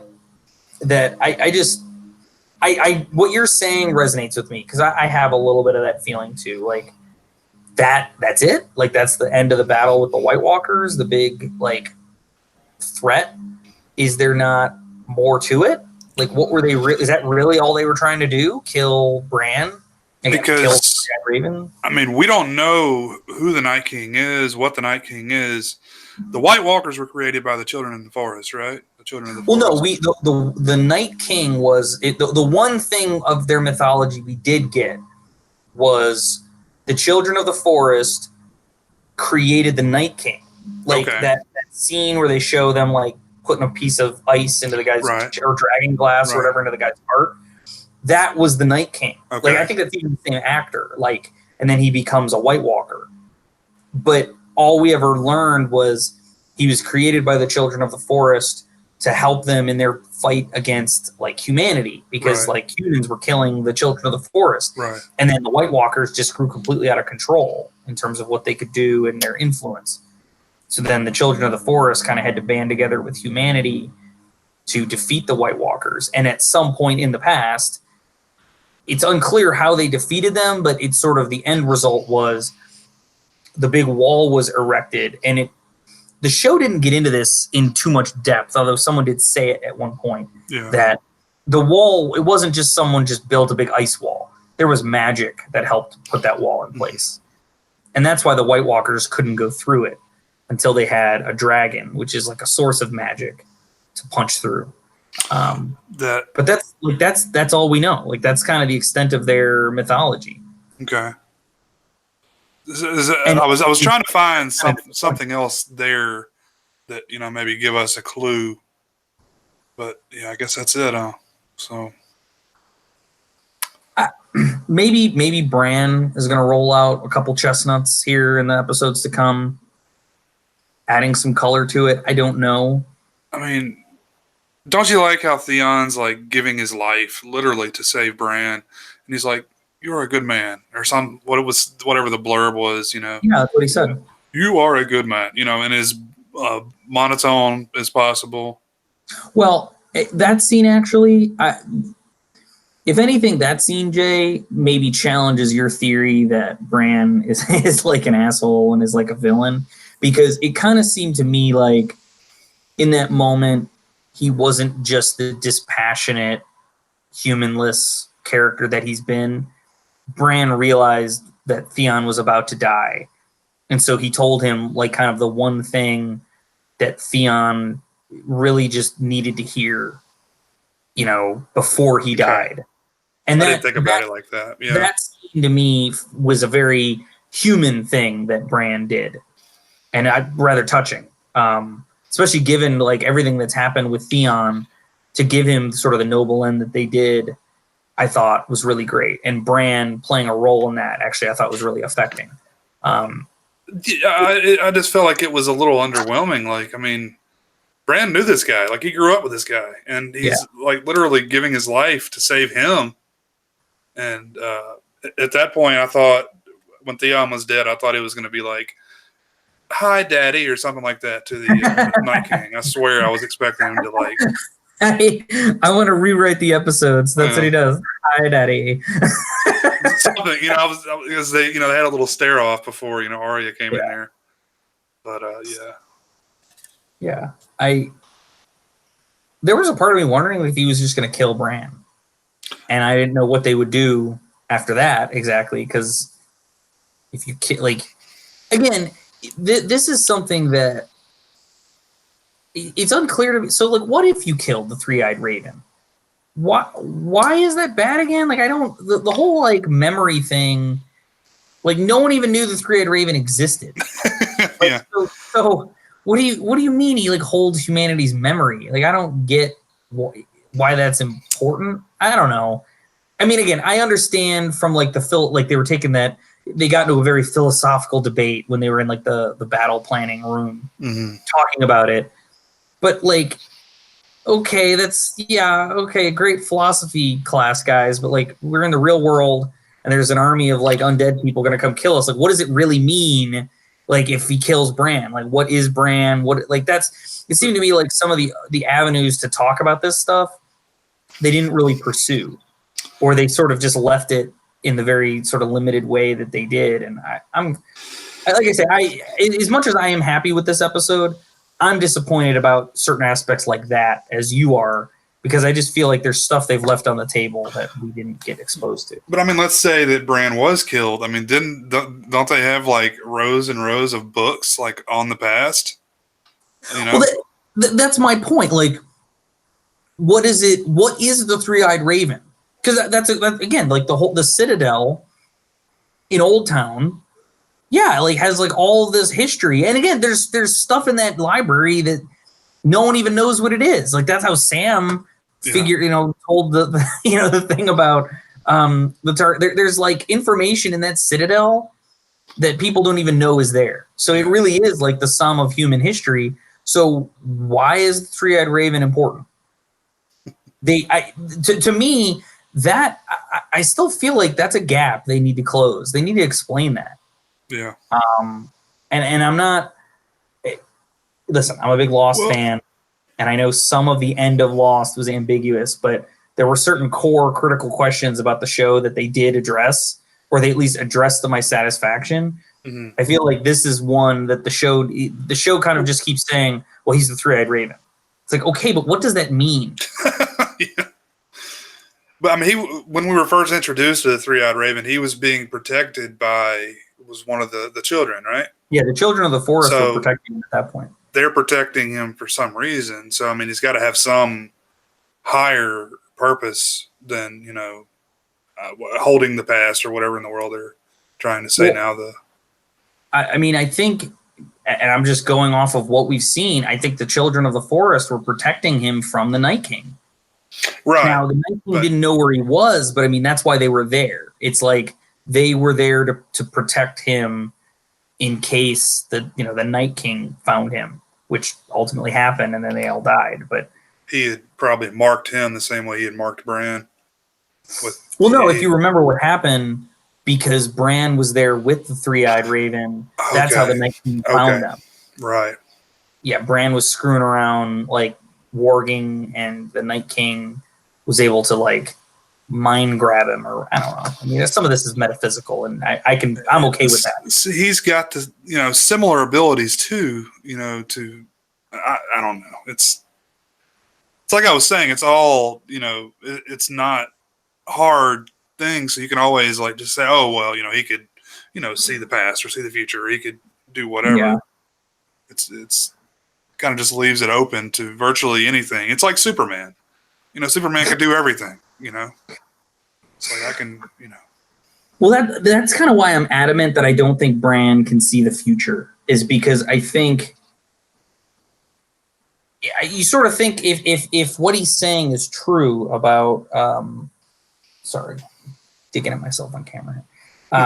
If what he's saying is true, that like the Night King was trying to kill him, if Bran really did know the future, you'd think he would have tried to like nudge events to defeat that outcome, or would have given them more advanced notice. So I just don't think he can see the future. I think, he's like sensitive to the world. So he can see the past. He can see things when he wargs into animals in the present. Like he can go anywhere in the world. But what's going to come next, he cannot do. And so I think maybe he can like put pieces into place. That's why it's like him giving the dagger to Arya. Like I sort of took it at face value, but maybe in his mind, this could be like I can't do anything with it. She could. So if I give it to her, that might be valuable in the things that are going to happen next. I don't know. I'm trying to make something out of what hasn't really been expressly. Yeah. I feel like they just haven't really explained enough as to what's going on, so we can't really, form an opinion on it, I guess. Yeah. So, and there were a few other things. If you don't, I mean, let's. I don't want to depart this topic. If we think there's more to cover here, but no, go ahead. There were just a few other things in the episode that I think are just sort of, we're letting the audience down if we don't address them, and so I'll touch on a smaller one before we get to the other kind of big moment of the episode, which is I liked how they still found a way to sort of illustrate the tension between the Northerners and Dany, where Sansa was like making the comments she was making about the Dragon Queen, and Missandei was nearby, and basically Missandei was like, yeah, the only difference would be you'd all be dead if she wasn't here. And Sansa seemed to sort of take that to heart to some extent. Like she kind of bit her lip when that happened, and Tyrion just kind of gave her a look. I mean, I think Tyrion gets it. Missandei is definitely like a true believer, so she's just always going to be on Dany's side. But I haven't watched the show. Like I see where Sansa's coming from, but it seems to me Dany basically uprooted her whole quest for the crown and came north to stand with them. And Sansa's still being shitty about it. And at a certain point, I think you need to judge by what, the person's doing, and Dany at least has put her actions where her mouth is. But again, that was just a small moment in the crypts that I thought was a good scene. I'm not sure that resonated with you at all. Yeah, I didn't see it like that, but it's interesting. Yeah, that you point that out. The other big moment that I think, like I said, I think we'd be letting people down if we didn't mention it, was the death of Lyanna Mormont. I was about to say it, yeah. That was maybe my favorite part of the entire show. It was, the thing I was really worried about, especially with regards to her character and just some of what I see coming out of Hollywood, is that they were going to give her some sort of big, splashy moment, or that she was going to survive and do it in style. And I really liked how she up and got destroyed legitimately. The giant knocked her across the courtyard. She's covered in blood and broken bones. And then she gets the the giant's attention, and the giant crushes her in his hand and is gonna bite her head off. and she stabs him in the eye with the dragon glass. Yeah. To me, she earned it. Like, she killed a flippin' giant. Like, that's awesome. Mm-hmm. And it didn't feel, I guess it did feel a little fan servicey, but when you do it that well and it's that cool and it feels as earned as it did in the scene, like, I'm okay with it being a little bit fan service, you know? I don't know if you feel the same way or not. Yeah, I mean, I agree with that, but I mean, it's kind of it goes along with the character, right? I mean, that's who she is. You know, I thought it was great that she got to go out the way she did. Yeah. Instead of just being, you know, an off-screen death or something, you know, she got to go out, you know, a hero's death. So I, you know, thought that was nice. The reason it resonated with me is because it was done, again, it was earned. Mm-hmm. This was a female character, a girl, a child. Actually, I guess she's not a child. I think the actress is like 16, a young woman, who, you know, in an awful situation that, you know, obviously she would not survive that encounter, and she didn't. The fact that she managed to bring the giant down with her, I thought was just really great. Right. And it was a way of doing that scene without not only not being too fan servicey, even though it was a little bit, but also not too like in your face, like girl power, which a lot of Hollywood's doing now. And I know how that sounds, and I don't. For me, if you write good characters that are female, and they earn their abilities and they do badass stuff, awesome. I am with you 100%. Let's do it. But when you just sort of like throw them in there and it's like, oh, they're like, again, I'm perhaps less critical of the new Star Wars movies than some in our the sausage factory crowd, but I could certainly respect the criticism of Rey from Star Wars that, like, she basically shows up and is just good at everything. She can pilot ships, she can shoot lasers, she can fight with a lightsaber even though she's never seen one before. Like, you know, in the context of like one story, like, okay, maybe that's okay, but, you know, if you're trying to like do a journey with this character, where does she have to go? She's already good at everything, you know? Right. So it's midichlorians. And so anyway, the reason why it resonated with me is I want to talk about this as carefully as I can because you haven't seen it yet, but there was a moment in Avengers Endgame that you know, I overall really liked that movie. I thought it was great. It was definitely a really overpowering experience, a lot of cool stuff happening.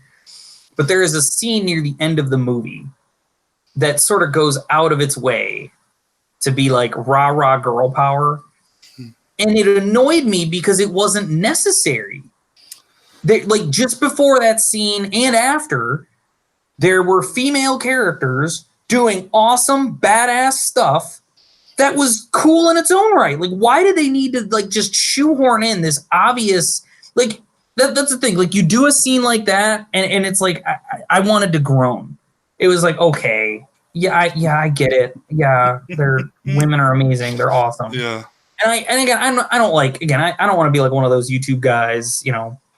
I'm a white guy, and I get the reputation that gives me. Yeah, you can't. But I'm just saying, really complain. I'm just saying, so Black Widow.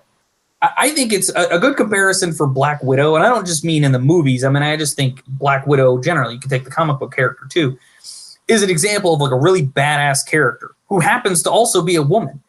And she's almost like Batman in that regard. Because when you think about it, in like the Justice League, Batman's a character with no superpowers. And yeah, he's got gadgets and, you know, but like really he's in there by the skin of his teeth because he's like just the best, you know, he's super well trained. He has cool gadgets and tools and, you know, cars and stuff, but he's just a guy. Mm-hmm. And the reason he can hold his own fighting like alien armies is he is just that badass. And that's the same with like exactly Black Widow. Black Widow is just that badass.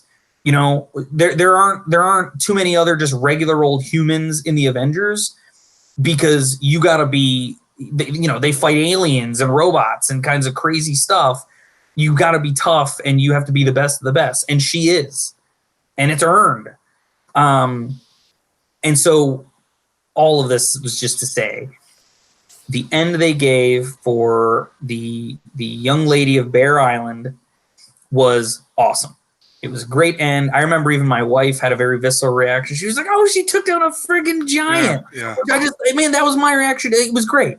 It was a great scene in an episode with a lot of low moments. Like there weren't too many great victorious moments in that episode. That was a highlight. That definitely got us excited.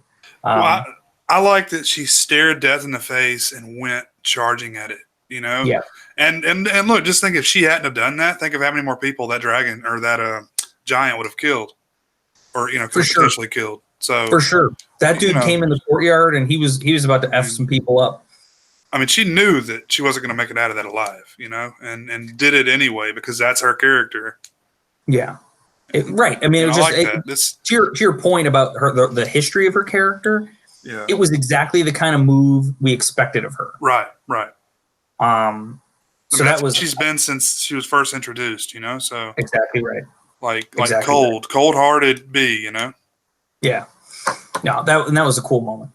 But I mean, let's get into what I think you're leading up to, the Mary Sue debacle. Well, yeah, there was again we talked about that Arya killed the Night King, but in some of the post episode reactions, there has been just some. And I just want to be clear about one thing, because the nature of like internet reactivity is that you might have 10 people saying some stupid thing, but those 10 people piss off like 1 million. and then like the outrage about the 10 people is so much larger, and they make it seem like the 10 people who said a thing is so much more bigger and prominent than it was. So everything gets all blown out of proportion. I don't know how many people actually believe this or who said it, but there was some commentary out there about like Arya being a Mary Sue. They're like, oh well, she killed the Night King, but like it wasn't really earned, or where that came out of nowhere. And I think even what's funny is that conservative commentator Ben Shapiro, who's usually pretty critical if he sees overreaching feminists or something out there, he even responded to it and been like, Arya is the opposite of a Mary Sue. Are you forgetting about like the 7 seasons of training she did that led up to this? Like, it's nonsense. And so my reaction is more, I'm not sure how many people actually even believe that criticism or who even said it. My feeling is it was a very, very small minority that a majority of people just blew out of proportion and overreacted to. But, whoever believes that, you're dumb. And, it was a totally earned moment. It's like whenever you see a strong female character, you call her a Mary Sue. It's like a lot of that stuff goes over my head. It doesn't even register with me because like I love tough girls, I always have. I started watching Buffy day one, and I was there, the entire run. So like I've always liked that kind of stuff. So I've never really, oh, well, they're making her out to be, she's so much stronger than she should be or whatever. But man, Arya put the work in. Like, oh yeah. I mean, we saw it, like she was on survival mode, like, at the very end of season 1, she was like having to, fight for her life every day. She killed her first dude at the end of season. Well, it was a kid. But remember, she killed a kid in season 1. Remember when she was like trying to flee and that kid tried to stop her? Like she stabbed him with needle. Like, she didn't really mean to or want to, but she did. Mm-hmm. And then, as we worked through her seasons, again, long before she showed up to be one of the faceless people, she had killed some dudes intentionally. Like, and was a badass in her own right. And then she went and got herself some training. So, I thought it was earned. Like we talked about earlier, and again, I just don't want to be repetitive, but the way the episode took shape, and once we realized what we were up against, I just don't. I don't think there's any other character that was left alive on the show that could have done it. I mean, it's one of those things where, you know, hindsight's 20/20. But you watch the episode, you watch how it unfolds, you watch how truly oppressive the Army of the Dead was, and it's just unclear to me how anyone else was going to get close enough to the Night King to do it. And Arya still barely did it. Like, the Night King caught her and almost killed her, and she pulled it out. And that's again, that's a testament to her character, her badass training, like totally earned. And it was my wife and I freaked out. We were so happy. That was a great moment. Well, she's been my favorite character for many seasons now. So I was, you know, totally shocked that it happened, but, you know, I loved it.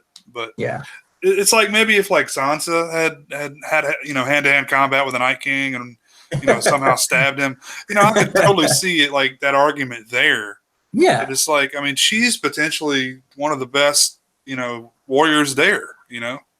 Well, first of all, I mean, yeah, everybody's jumping to the Night King stuff at the end, but before Arya got like thrown into a wall head first, she was friggin' tearing dudes up on the when she like jumped into the battle with her like special Gendry made weapon.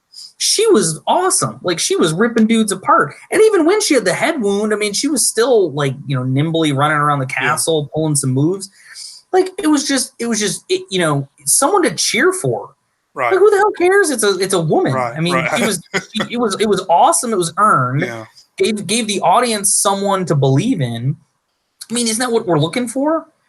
I mean, you know, when you look at like the arc of the stories and the fact that like Jon Snow got resurrected, you know, I find there have been some things that have come out afterward that make me wonder, similar about like Bran's story. I feel like this impacts Jon's story a little bit, because why was Jon brought back to life? Because you could make the argument that Beric Dondarrion was one of the people who died this episode. And again, a significant name, but not really a significant character. He kind of disappeared even for like 3 seasons before we saw him again last season. But it seems to me like Beric Dondarrion kept getting resurrected by the Lord of Light so that he was in place to ensure that Arya survived so that she could defeat the Night King. Like, if you're trying to look for destiny, it seems to me Beric's purpose was to see that Arya lived. And he did it, and he then died, which was cool. Yeah, but there are people out there asking the question, and it's a good question. Why was Jon brought back?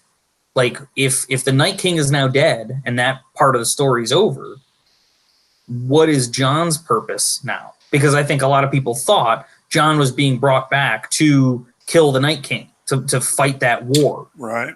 And that's a good question.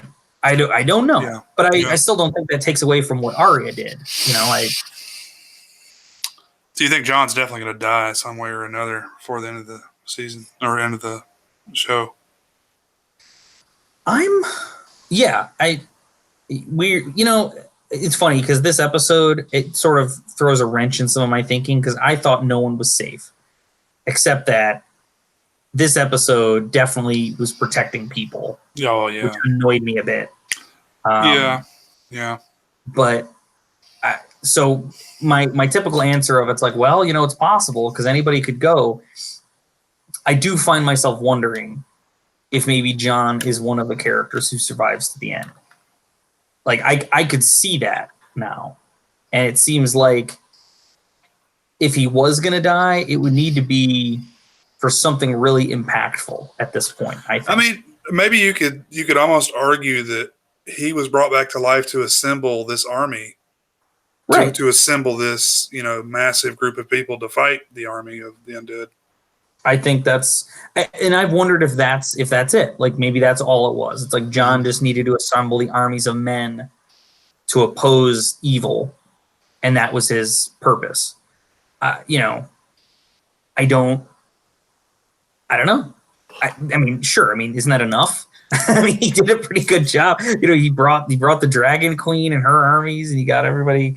You know, it certainly seems like a good achievement. I just wonder, from the show's perspective, is it good enough? Like, is it you know,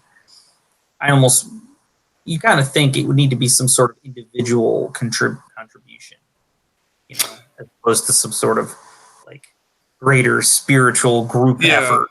You know, I mean, if I was going to guess, I would think he's going to fulfill some other, huge thing in the plot. But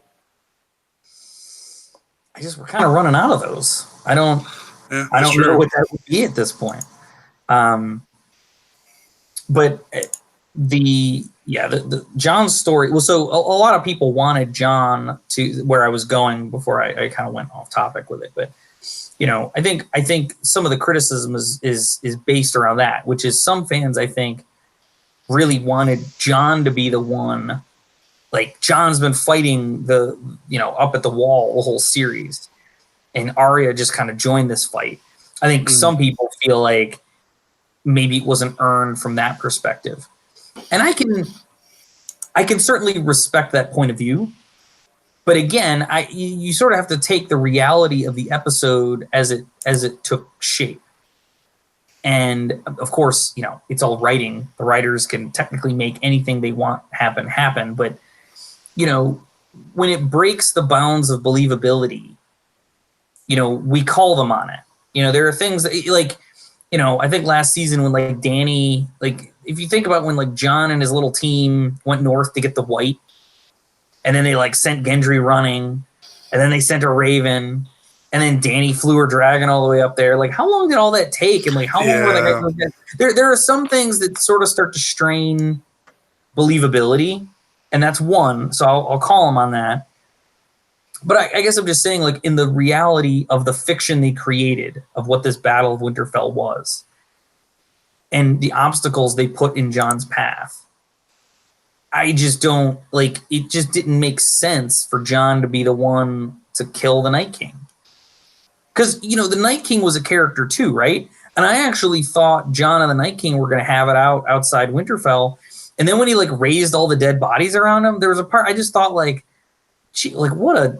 of course, why fight a dude when you can have 500 people fight a guy, I'm going to go do what I'm doing. You deal with this, Right. And again, it's risk, again, I'm sure he thinks he probably could have killed Jon, and he probably would have, but it's risk, I'm out here. I'm this close to killing the three-eyed raven, which again, whatever that means. Why am I going to bother myself with this dude when I could just, not? And again, had not been for Arya, that was a really good call. Because again, friggin' dragon was chasing Jon around the damn castle. To me, I can understand from a plot perspective, maybe being disappointed it wasn't Jon, but again, you have to watch the episode, man. You gotta watch it unfold, watch the story as they tell it unfold. I think they earned it. This was an episode, again, other than maybe some plot armor protecting some of the other characters, for the major strokes of the episode, the really big things that mattered. I felt even Jorah's death, and again, we sort of touched on it a little bit earlier with Cameron. The position that they put Jorah in with Dany, it was just, that was a good, it's so rare for the characters in this show to get good deaths. Again, Theon got a pretty decent death, and Jorah basically got to do what, if Jorah was going to die, that was probably the way he'd want it to be.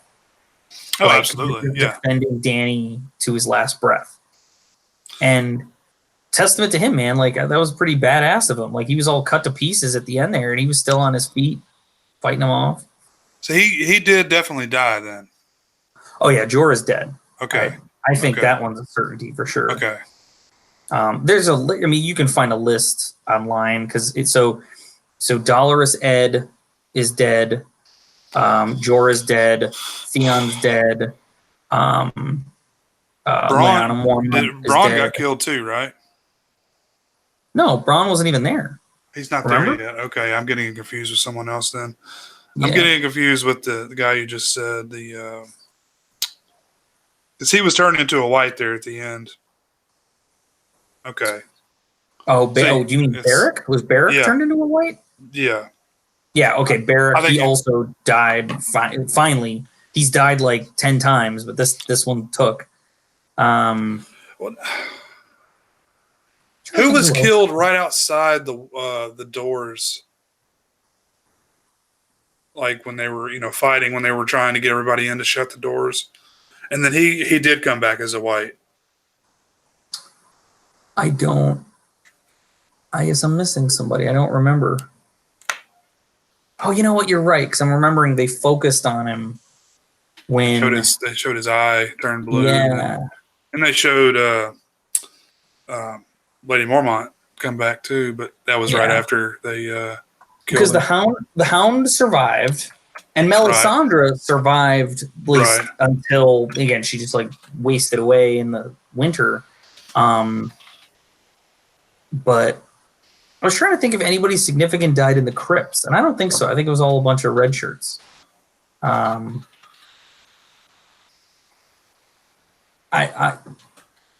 I mean, the Night King, technically you can add him to the list. And I, like you, was really confused. I thought another dragon died. I'm still, frankly, not sure about it, but I think I would have seen more news about that if it were true. It certainly seemed like that dragon should be dead. I mean, he had like 100 whites stabbing him while he was like trying to fly away. Right. Okay. Night King, Jorah. Yep. Lori said Lyanna Mormont. Yep. Beric and Theon Greyjoy. Okay, so I'm not sure. I'm not sure what I'm thinking of. Yeah. Bronn is on his way to Winterfell. Well, I guess it's unclear where he is. All we know is he's been sort of given the mission, kill Tyrion and Jaime. Right. We don't know if he's on his way, if he was just sort of waiting out the war with the dead, and now he's going to head up north. I'm not sure. We don't know. I mean, is really the answer. But he's a wild card that's hanging out there. And I almost wonder if there's other, just before we close up for the night, I'm wondering if there's other wild cards out there still that could be in play. Like, think of characters who are gone but might return. There's Mira, the girl who had the brother who helped Bran, and then Bran sent her away. Okay. I don't know why she would come back. I'm not sure other than just maybe to fight with them or something, but not sure if there's a story purpose for that. There's Dany's side beef, Dario. I would be surprised if he comes back, but yeah. Well, what kind of gets me thinking that maybe he could be in play is that even though they defeated the army of the dead, they lost a lot of flipping people. Their forces are diminished to say that, like, again, all of the Dothraki are gone. That's what Cersei was banking on too. Yeah. I mean, the Unsullied, I think, are still around, but again, probably many dead. The Northmen, there's many dead. I mean, the force they have left is not. I mean, again, Cersei sort of went from being in a very obvious losing position to being now. She probably does have the superior force, even with the fact that Dany has at least one dragon. So, it kind of makes it less of a, we're just going to roll in and take King's Landing, and more like it's a legitimate fight now. But this is why I think Dario could play a role in that. Maybe the Golden Company joins the battle, and they have like 2,000 men or something. So maybe those are some people that could show up and fight for Dany. I'm not saying he will. I'm trying to figure out who's still hanging out there. There's, the dude from the Iron Bank, which, again, I'm not really sure if there's any reason we need to see him, but he's still out there. Arya's friend. Oh, yeah, that's right. Yara is still out there. I suppose Yara could show up, but it's unclear who she really would have, because I thought that Euron has like the bulk of their forces, unless maybe that's one of the twists that's coming up, is that good point. Yara turns his forces against him. Like, there's like they don't all follow him anymore, and there's like civil war or something. Maybe Yara kind of foments a rebellion within the Ironborn people. That would be interesting. So that's a good point. Yara probably still has a role to play. There's Arya's friend, the faceless dude. Okay, that would be cool. Yeah, I like but him. see, even I like him too, but it's one of those cases where I just don't know. It would be cool to see him, but from a story perspective, like why would we see him? Right, Like what right. would he be there for? Maybe there's a whole army of faceless people, faceless men. I don't know. I'm sure I'm missing someone else. Or there's other people out there that are kind of wild cards, but those are the big ones I can think of.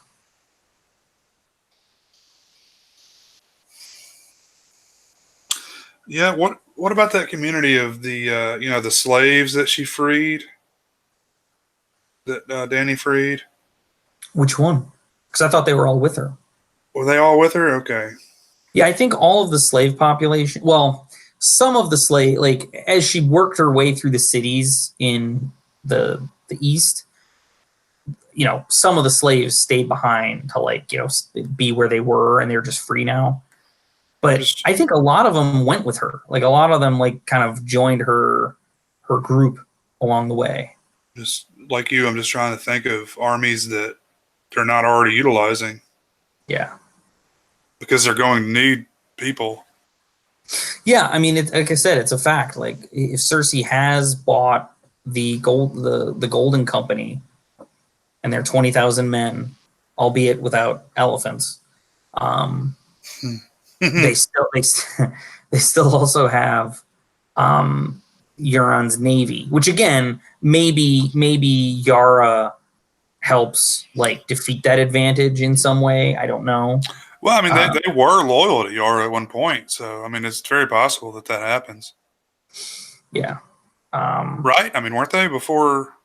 Yeah, they were following her, but then it got kind of splintered because once Euron showed up, he kind of brought I think it was kind of the rules of their society were sort of clinking into place where they were maybe following Yara, but when Euron showed up, and Euron's a man and the brother of the king, even though you have to earn it in the Ironborn way, like Euron did, they drowned him, they did the whole thing with him.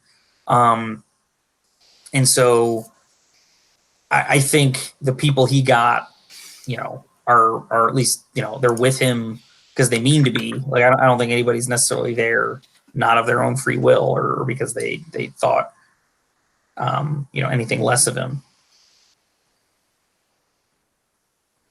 But I mean, we don't need to rack our brains. I mean, I think those are the wild cards out there. But I'm glad you mentioned Yara because I kind of forgot about her. And the thing is too, is even some of the other, you have to think storylines like the friggin' Dorne and the Sand Snakes. I find myself just kind of wondering, what the hell was the point? They're all dead or in prison. Their storyline went nowhere. It's if you were going to bring them into the show, at least do something interesting with them. I don't know. I mean, other than that little nude dance the one girl did for Bronn, I don't really, what did they really contribute? I don't know. And it really sucks too, because one of the actresses well, first of all, I thought all the actresses were really good, but one of them was gosh, I can't remember her name. It's Jessica something, but she was the co-lead in Iron Fist on Netflix. I don't know whether you ever watched Iron Fist. Never did. But which is ironic because Iron Fist stars what is it? The Knight of Flowers. Can't remember his name now. It's Marguerite Tyrell. Loras. Loras Tyrell played Iron Fist for Netflix, and his lady Squeeze, who, spoiler alert, I think actually became Iron Fist when it was all said and done. She played one of the Sand Snakes. And just from what she was doing on Iron Fist, a really capable, again, I'm sure there were stunt people mixed in, but seemed to me like she was doing a lot of the fighting and, a lot of the really physical work. And so, had a lot of cool capabilities. Again, my general point is, where did that story go? Mm-hmm. Like, and they even brought in Dr. Bashir from Deep Space Nine to do nothing, to sit around and then get killed. I was very disappointed with the way that I almost felt like the producers were debating with themselves about like how long to string things out. And then they just sort of made a call. You know what? No, we got to just end it. And so we got to start closing out some of these storylines. And so then they just like accelerated and just killed him, brought the Sand Snakes, to their end. And I don't know, feels kind of like a waste. Well, I mean, that whole, the Sand Snakes plot line ended with, was it Maricela or whatever her name was dying? Being poisoned? No. The Sand Snakes plotline ended with Euron. Euron Greyjoy is the one who really ended their story. He basically killed two of them, and then he brought I guess she was her mother or some of their mom, whatever. The one who was Oberyn's main squeeze. Remember Cersei like locked them in prison together, and then poisoned the daughter so that she'd have to watch her die. Okay. So I mean, technically, she's still alive. The mom is technically alive, like in the prison somewhere below. I'm not sure we'd ever see her again unless Dany comes down and just releases everybody. But I mean, again, that was fine. It was decent, and it's just more like all the time and effort we spent on those stories and those characters in the seasons leading up. It's it's now the final season. It's like no one's around, and you just kind of wonder. It's like, why did we go down this plot cul-de-sac if it really meant nothing? Yeah, I can see that. I mean, I don't think I was as disappointed with it as you are, but I just they acquit them. This is one. I don't want to be that guy, but they come off a little better in the books, I guess. Oh, really? Okay. Yeah, they're a little more badass, and like in the show, they mostly just do a lot of posing. They have like one fight scene, and Bronn still like almost wins, if I remember correctly. Whereas in the books, like they're pretty badass fighters, and you see that, and the name Sand Snakes seems earned. Like it feels like they're more deadly than the show quite depicted them. But I don't know. So I mean, Jay, I don't want to belabor it. I mean, I liked the episode. I know there are some people that are complaining it was too dark. It was cut too badly. Arya killed the Night King. What are we going to do now? Yeah. John's lame. Danny's lame. Whatever all the criticisms are. I liked it. I thought it was a solid episode. I appreciated how they kind of changed circumstances for this new battle. Because again, we've seen various different battles on the show before. We saw Blackwater. We saw the battle at the Wall. We saw like the battle at in Meereen. We've seen the Battle of the Bastards. We've seen a lot of battles, and I just thought they did a good job of differentiating this as a different thing. Stylistically, maybe some of it didn't work for you. I can respect that. But I appreciate that they went out of their way to make it different, and that it felt different. Different, perspective. I think, like you said, it was done to kind of maybe hide some not so great CGI. I was fine with it as a whole. I agree with a lot of the criticisms. I'm fine with Arya killing the Night King. I'm totally okay with that. But I did watch this in complete darkness, even though they should have like put something on the screen that said that before they showed it, if that's so imperative to the enjoyment process. But yeah, it was still too dark. Yeah. Yeah. I mean, really. I mean, mature content. Be sure to dim your lights.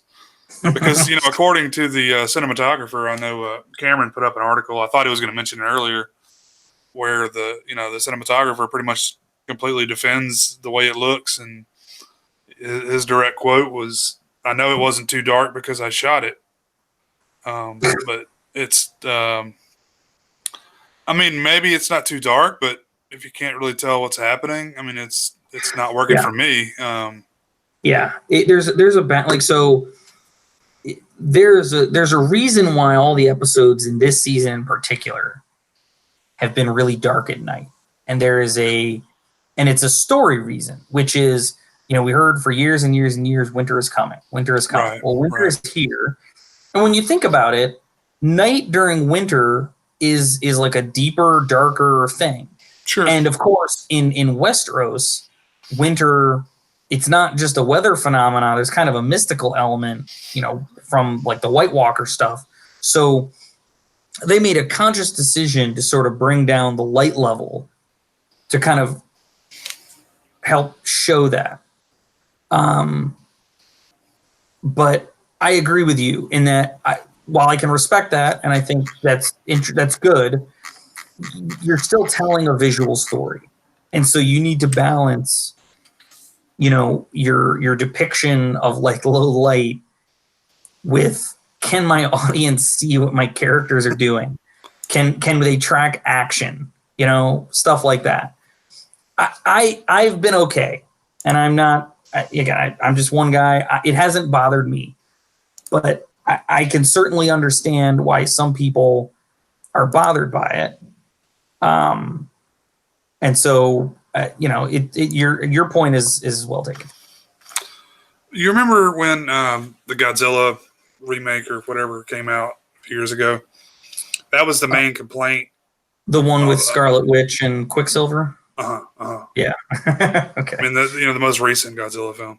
Yeah. That was a big complaint that a lot of people had. And I didn't really notice it when I saw it in the theater, but, upon rewatching it at home, I definitely could see it was kind of like washed out almost. It was really dark, and it wasn't even, a lot of these scenes weren't even at night in that movie. They were just really dark. So it's kind of the same feeling I had, but small complaint really. Yeah. I just would rather be able to, see what's going on. I mean, without a doubt, and especially when you've got a big battle episode like this one. I'm not trying to play both sides of the fence. I could see what I needed to. It worked for me. But, there's also a part of me that thinks there was some really cool stuff happening. And it might have been cool to see a little bit more detail around it while still respecting why they, showed it the way that they did. So I mean, we've covered a wide variety of topics here. And I think we've kind of covered the episode soup to nuts. I mean, I'm trying to think if there's any element of the episode. Again, most of it was the fight and the characters fighting. Yeah. Like Jaime, Brienne, Podrick were in the episode. There's really nothing that happens again, other than the fact they survived against all odds. There's really nothing they did that's particular. Like, I think Jaime saved Brienne at one point, which was fine. I don't care, but that happened. But there's really, I'm not even sure they had dialogue that wasn't like, like I'm not sure they actually spoke words. Grunt, gasp. Yeah. Yeah. I mean, what's funny is the Hound had a richer story arc in that episode than Jaime Lannister. Like he was afraid, and then, actually, before we close out, I think this is actually worth just discussing a tiny bit. I thought it was interesting that the Hound was afraid, but the thing that motivated him to action was Arya in trouble. I think it's just fascinating, this rich, complicated character that they've created in the Hound, where, really he's kind of a despicable person. Like a lot of the things he's done and the way that he behaves. And yet there's this strange kind of a nobility and honor to him that really only he himself could, describe how it works. Because it's like sometimes when he's nice, it's unexpected. And sometimes when he's a jerk, it's unexpected. Like, it's sort of unclear when he's going to be a jerk and when he's going to, be noble. And it was just, again, it was interesting to me that what motivated him out of his fear was to save Arya. Just a nice touch to me, because I thought That's one of the better relationships on the show. It doesn't really get top billing. He's kind of a hard guy to like too. Like he, almost goes out of his way to be an asshole at some points. Right. But there was, exactly. That was one part where Arya shot an arrow at a walker that was about to kill him or something. Yeah. So I like that we're calling them walkers, by the way, because I think I've been doing it too. It's yeah. Well, I mean, White Walk. Yeah, I guess. Yeah. Well, because basically Walking Dead at this point, right? Yeah. Well, these are more to your point. These are more like World War Z movie zombies, or like 28 Days Later zombies. These are like running, stabbing, crazed zombies. They're not really the shuffling, mindless. Well, they are mindless, but they're a little more nimble than your typical zombie. Yeah, they are. They're very nimble. Yeah, for being like, some of them are just bones, and they're very very quickly moving for being just bones.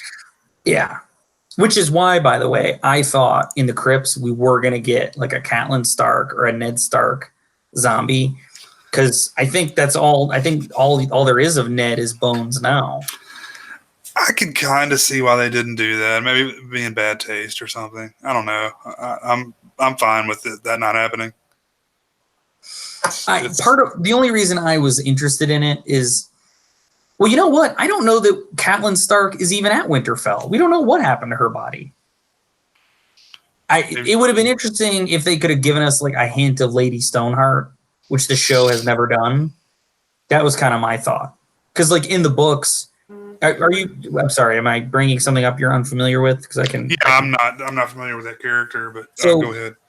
In the books, the first like 3 books basically align really well to the first 3 seasons of the show. There are differences, of course, but it's shocking how close they are. And actually, I think technically season 4, because they split book 3. So seasons 3 and 4 are book 3. And season 4 is pretty good. But so Catelyn Stark gets, killed in season 3 of the show. And in book 3, the same thing happens. In the books, however, Catelyn is discovered by Thoros of Myr and Beric Dondarrion, and she's resurrected. And she becomes this character called Lady Stoneheart. And because like her throat was cut, she can't really speak. She kind of just like, she sort of just like rasps. And she's leading the Brotherhood Without Banners and basically going around and like murdering Lannisters and, finding opponents of the Starks. And, people were always wondering, when she was going to show up in the show.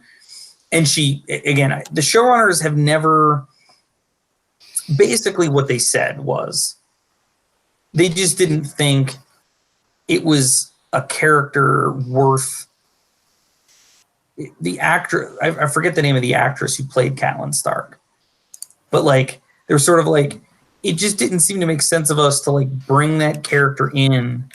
Michelle Fairley, that's her name, to sort of have Michelle Fairley not really talk and just kind of loom around, and they sort of made a judgment call that like they just didn't think it was a story that would work for the show as well. And I don't know, you brought Jon Snow back, like why doesn't it work? Whatever. I guess for me, I guess it resonates that getting the actress back to do that would probably be difficult unless they change the character in some way. But that's Lady Stoneheart. So my point is maybe they could have given us like a little hint of Lady Stoneheart if Catelyn Stark was indeed in the crypts at Winterfell. But I'm actually not sure she is, because the show's never really addressed it. But, the Freys killed everybody. And, it's not like they were being respectful with the bodies. I mean, if you remember, Robb Stark's body was, they cut his head off and like sewed the wolf's head to him and like were riding him around. So yeah, they were probably like dumped in a river somewhere. I don't know. But my thought was if she had been at Winterfell, maybe they could have given us a little bit of Lady Stoneheart without really giving us Lady Stoneheart. There's lots of theories about that. So apparently That's not happening now, right? What's not happening? Lady Stoneheart. No, yeah, no. That's what I was explaining. Is that the creators of the show, like Lady Stoneheart, sort of first appears at the end of the third book. Like, so she's killed, and then like the final chapter of that book is this sort of strange. It's only a few pages long, but it's basically like, yeah, Catelyn has been resurrected, and she's this, like, you know, half dead being that like now runs the Brotherhood Without Banners, and she shows up again like in some of the other stories that are just again, the show just did it wildly different. Like that like Jaime and Brienne are like caught up in that story. Oh, really? Whereas the show didn't. Like, the show sent Jaime to Dorne. Jaime didn't go with Brienne. Brienne went with Podrick. But in the books, Jaime goes with Brienne. And I think Podrick also goes too, but it's like the three of them, and they have like a series of different adventures from what happens in the books. But yeah, the show isn't doing Lady Stoneheart.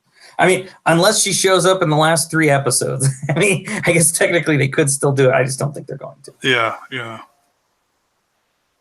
I'm reading a little bit about it. That would be kind of cool if they had done that. But it's like I said, I'm kind of miffed because it's just an interesting turn. It would have been interesting to see, but the logic behind why they didn't do it makes sense to me.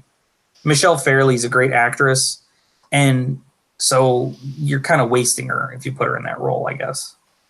And also, you, to some extent, maybe you undermine like her death if she's still technically alive. You know, I mean, again, it works in the books; it's fine. But that's just, that's Lady Stoneheart. Well, I mean, she was never really a likable character anyway. And even less so in the books too. Like in the books, like you really don't. In the show, she certainly. I feel like the show she comes off a little more maternal and a little nicer. In the books, because I'm pretty sure she's like one of the point of view characters. You're kind of like in her head, and you hear how she thinks about Jon, which is she hates him, doesn't really like him. And she's a little more hardcore in the books than she is in the show. Yeah, like episode 2, like Bran's been in a coma for like 3 days, so obviously he's not going to wake up. So I'm getting out of here. Yeah. But, after like he was almost murdered by an assassin, she got hurt a lot in that battle. So yeah, he'll be all right. I don't. Yeah. So Jay, any final thoughts before we sign off? I think, again, a great episode, a long episode, but it was mostly just a battle. Like, I mean, I think we covered the high point. Yeah, I didn't even watch it again because I remembered it fairly well, and it really wasn't a lot other than so and so, fought, and like you said, there wasn't really a lot of character, moving forward in the show. So it was basically just a lot of fighting. Yeah. Because even Tyrion has kind of that moment where it's like he wants to go up, and basically Sansa's like, no, you're going to die. And so he just doesn't.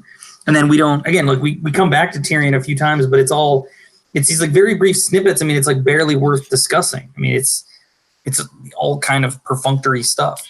The only notable moment was, like we talked about, the scene where Sansa and Tyrion kind of have that, that moment together where they're either contemplating suicide or just contemplating their violent deaths here in a few minutes. Do you see any kind of like romantic plot line between them two? I don't know. There's a part of me that thinks that would be kind of cool, especially because now that Sansa isn't like, just a vulnerable hostage little girl anymore. And, you could make the case that, Tyrion's a decent guy, like, and Sansa could certainly do worse. She did do worse.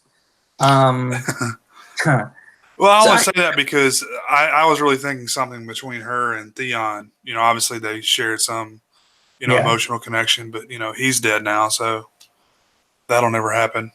Yeah, I guess I don't know that I would view it as romantic necessarily. I do think if they did get married, I could see it being more of like a political thing that they would agree to do because it would serve some sort of purpose, and they respect each other enough that they could kind of do it on those terms. Like I could see it being something like that, but I mean, I don't know. Again, we got a lot of ground to cover before the end, and I'm just not at this point. Like, because Tyrion's a Lannister, but he might as well not be, right? Like, what even like what would even the political purpose be for them to get married? Mm-hmm. The Starks are barely holding it together. The Lannisters are all gone or about to be. So it's unclear to me that what purpose that would even serve. Mm-hmm. I think it would be cool if they did, but I'm just not.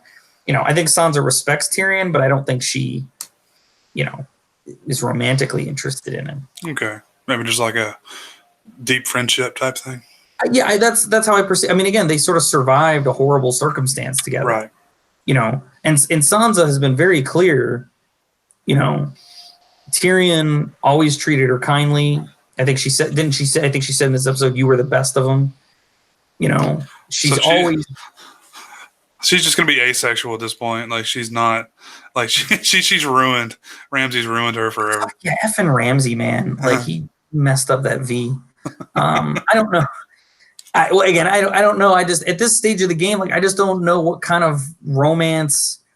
I mean, crap, man. Like Arya has more of a romantic future than Sansa does. Again, Tyrion is probably the one character you could probably see Sansa with, just because of their shared history. But I'm just not sure that they do that. Meanwhile, Arya actually, I don't know whether that guy is just a side beef or what, but she and Gendry survived. But okay, Gendry survived. There's another one who survived against all odds, by the way. Yeah, he was in the thick of it. Yeah. It is what it is. It is what it is. I liked the episode. Not perfect, and it definitely does raise some questions, and but I think generally speaking, I think they stuck the landing, and I was rather impressed by the twist that they killed the Night King, which, like I said, as I was watching the episode, it became more and more apparent. I just didn't see how they were going to get out of it if they didn't. Right? And I just didn't think they were at the point where they were going to kill all the characters. It's like, it literally, okay, the final 3 episodes are just Cersei, like, getting ready for her baby shower or something. Like, I don't know what would the show have been exactly if the night that. So I like how it paid off. And now, we get to turn to, there are some fans who would argue that they didn't really like the Night King Army of the Dead stuff. That Game of Thrones, when it was at its best, was the political maneuvering, the people jockeying for power, shifting alliances, which if the Night King is truly gone, and I think he is, that's kind of, we're in that territory again. It's like, okay, what's up with Dany and Jon? What's up with all of Dany's like followers, the ones who survived, like Tyrion and Varys? Like, what are their roles going to be now? What's Sansa going to do with regards to, the Dragon Queen and her feelings about, them being autonomous? What's going to happen with the Ironborn? Again, there's just lots of, you can start to spiral out that there's a lot of interesting channels to pursue. And a lot of people liked the show when that was what was going on, which isn't to say people don't like the show now. I think there's a vocal minority that's sort of trashing certain aspects of the show now, but if you look at like 1, 2, and 3, maybe 4, as well as like the heydays of the show, we're kind of back in a position where we can really dig into that kind of storytelling again. I really can't pick out, like, I love this season more than the other. I really like all the seasons. But I think it's gotten, it definitely hasn't gotten worse as it's going on. Like, these last few seasons have been great. Yeah. I actually might argue that season 5 maybe even season 5 and 6 were a little rough. Really? I hesitate to call Game of Thrones bad ever. Even your worst episode of Game of Thrones is still pretty good. It's kind of like your worst episode of like The Wire. Right. You know, people bitch and moan about like the final season of The Wire. Like, you know, any episode of season 5 of The Wire like knocks just about any other show out of the park, right? Right. So Game of Thrones, I sort of hold in that esteem too, where I think season 5 and 6 had some rough patches, but you know, it's still engrossing TV. Still interesting. There were parts I didn't like. Characters. Again, that's where the Sand Snakes really come into view, is the whole friggin' season 5 and 6 period. And so I could really do without them. But, you know, there's other stuff. What was the season with Joffrey's brother? I can't think of his name right now. That would have been like that's kind of like season 4, because Joffrey dies in like the second episode of the 4th season, but it's really like seasons 4, 5, and 6 are Tommen, yeah. I think so. Yeah, I think that's when 4, 5, and 6 are Tommen, because then in like seasons, I think it's like 5 and 6 is also like the friggin' Sparrows, those religious zealots.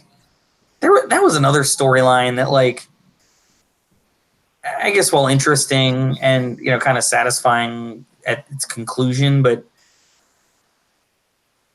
I don't know. There were just certain things that the show did, and again, it isn't just the show. The books have that too. You started to. I kind of felt like they were just sort of like rolling the thread out. Like, okay, let's just keep it going.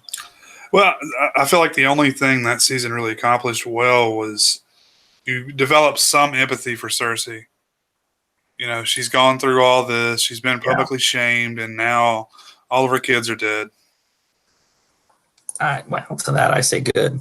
Yeah, I agree. I mean, I loved it, but because it's one of those things where, like, when you start rewatching the show, and you just remember all the horrible things she did. Yeah. Like, and again, like murdering the Starks, which again, admittedly, was Tywin. Tywin organized that whole thing with the phrase, but you know, she was right there cheering it on. You know, she enabled Joffrey. Like, she's the reason that he was a monster. Yeah. Like, you know, so, you know, what two wrongs don't make a right, I guess. But I'm sorry, it's pretty satisfying to get Cersei cut down to size. Yeah. Anyway, Jay, as always, it has been a great conversation with you. Glad Cameron could join for a little bit. I like doing this, man. It helps me like rethink, formulate my thoughts about the episode. I kind of gave some thoughts to the end game that I hadn't really considered before. So it's a good way to sort of work out my thinking. Let's try and do it again next week. Yeah, sounds good. All right. Sir, have a good evening. Good night, folks. Hope you enjoyed.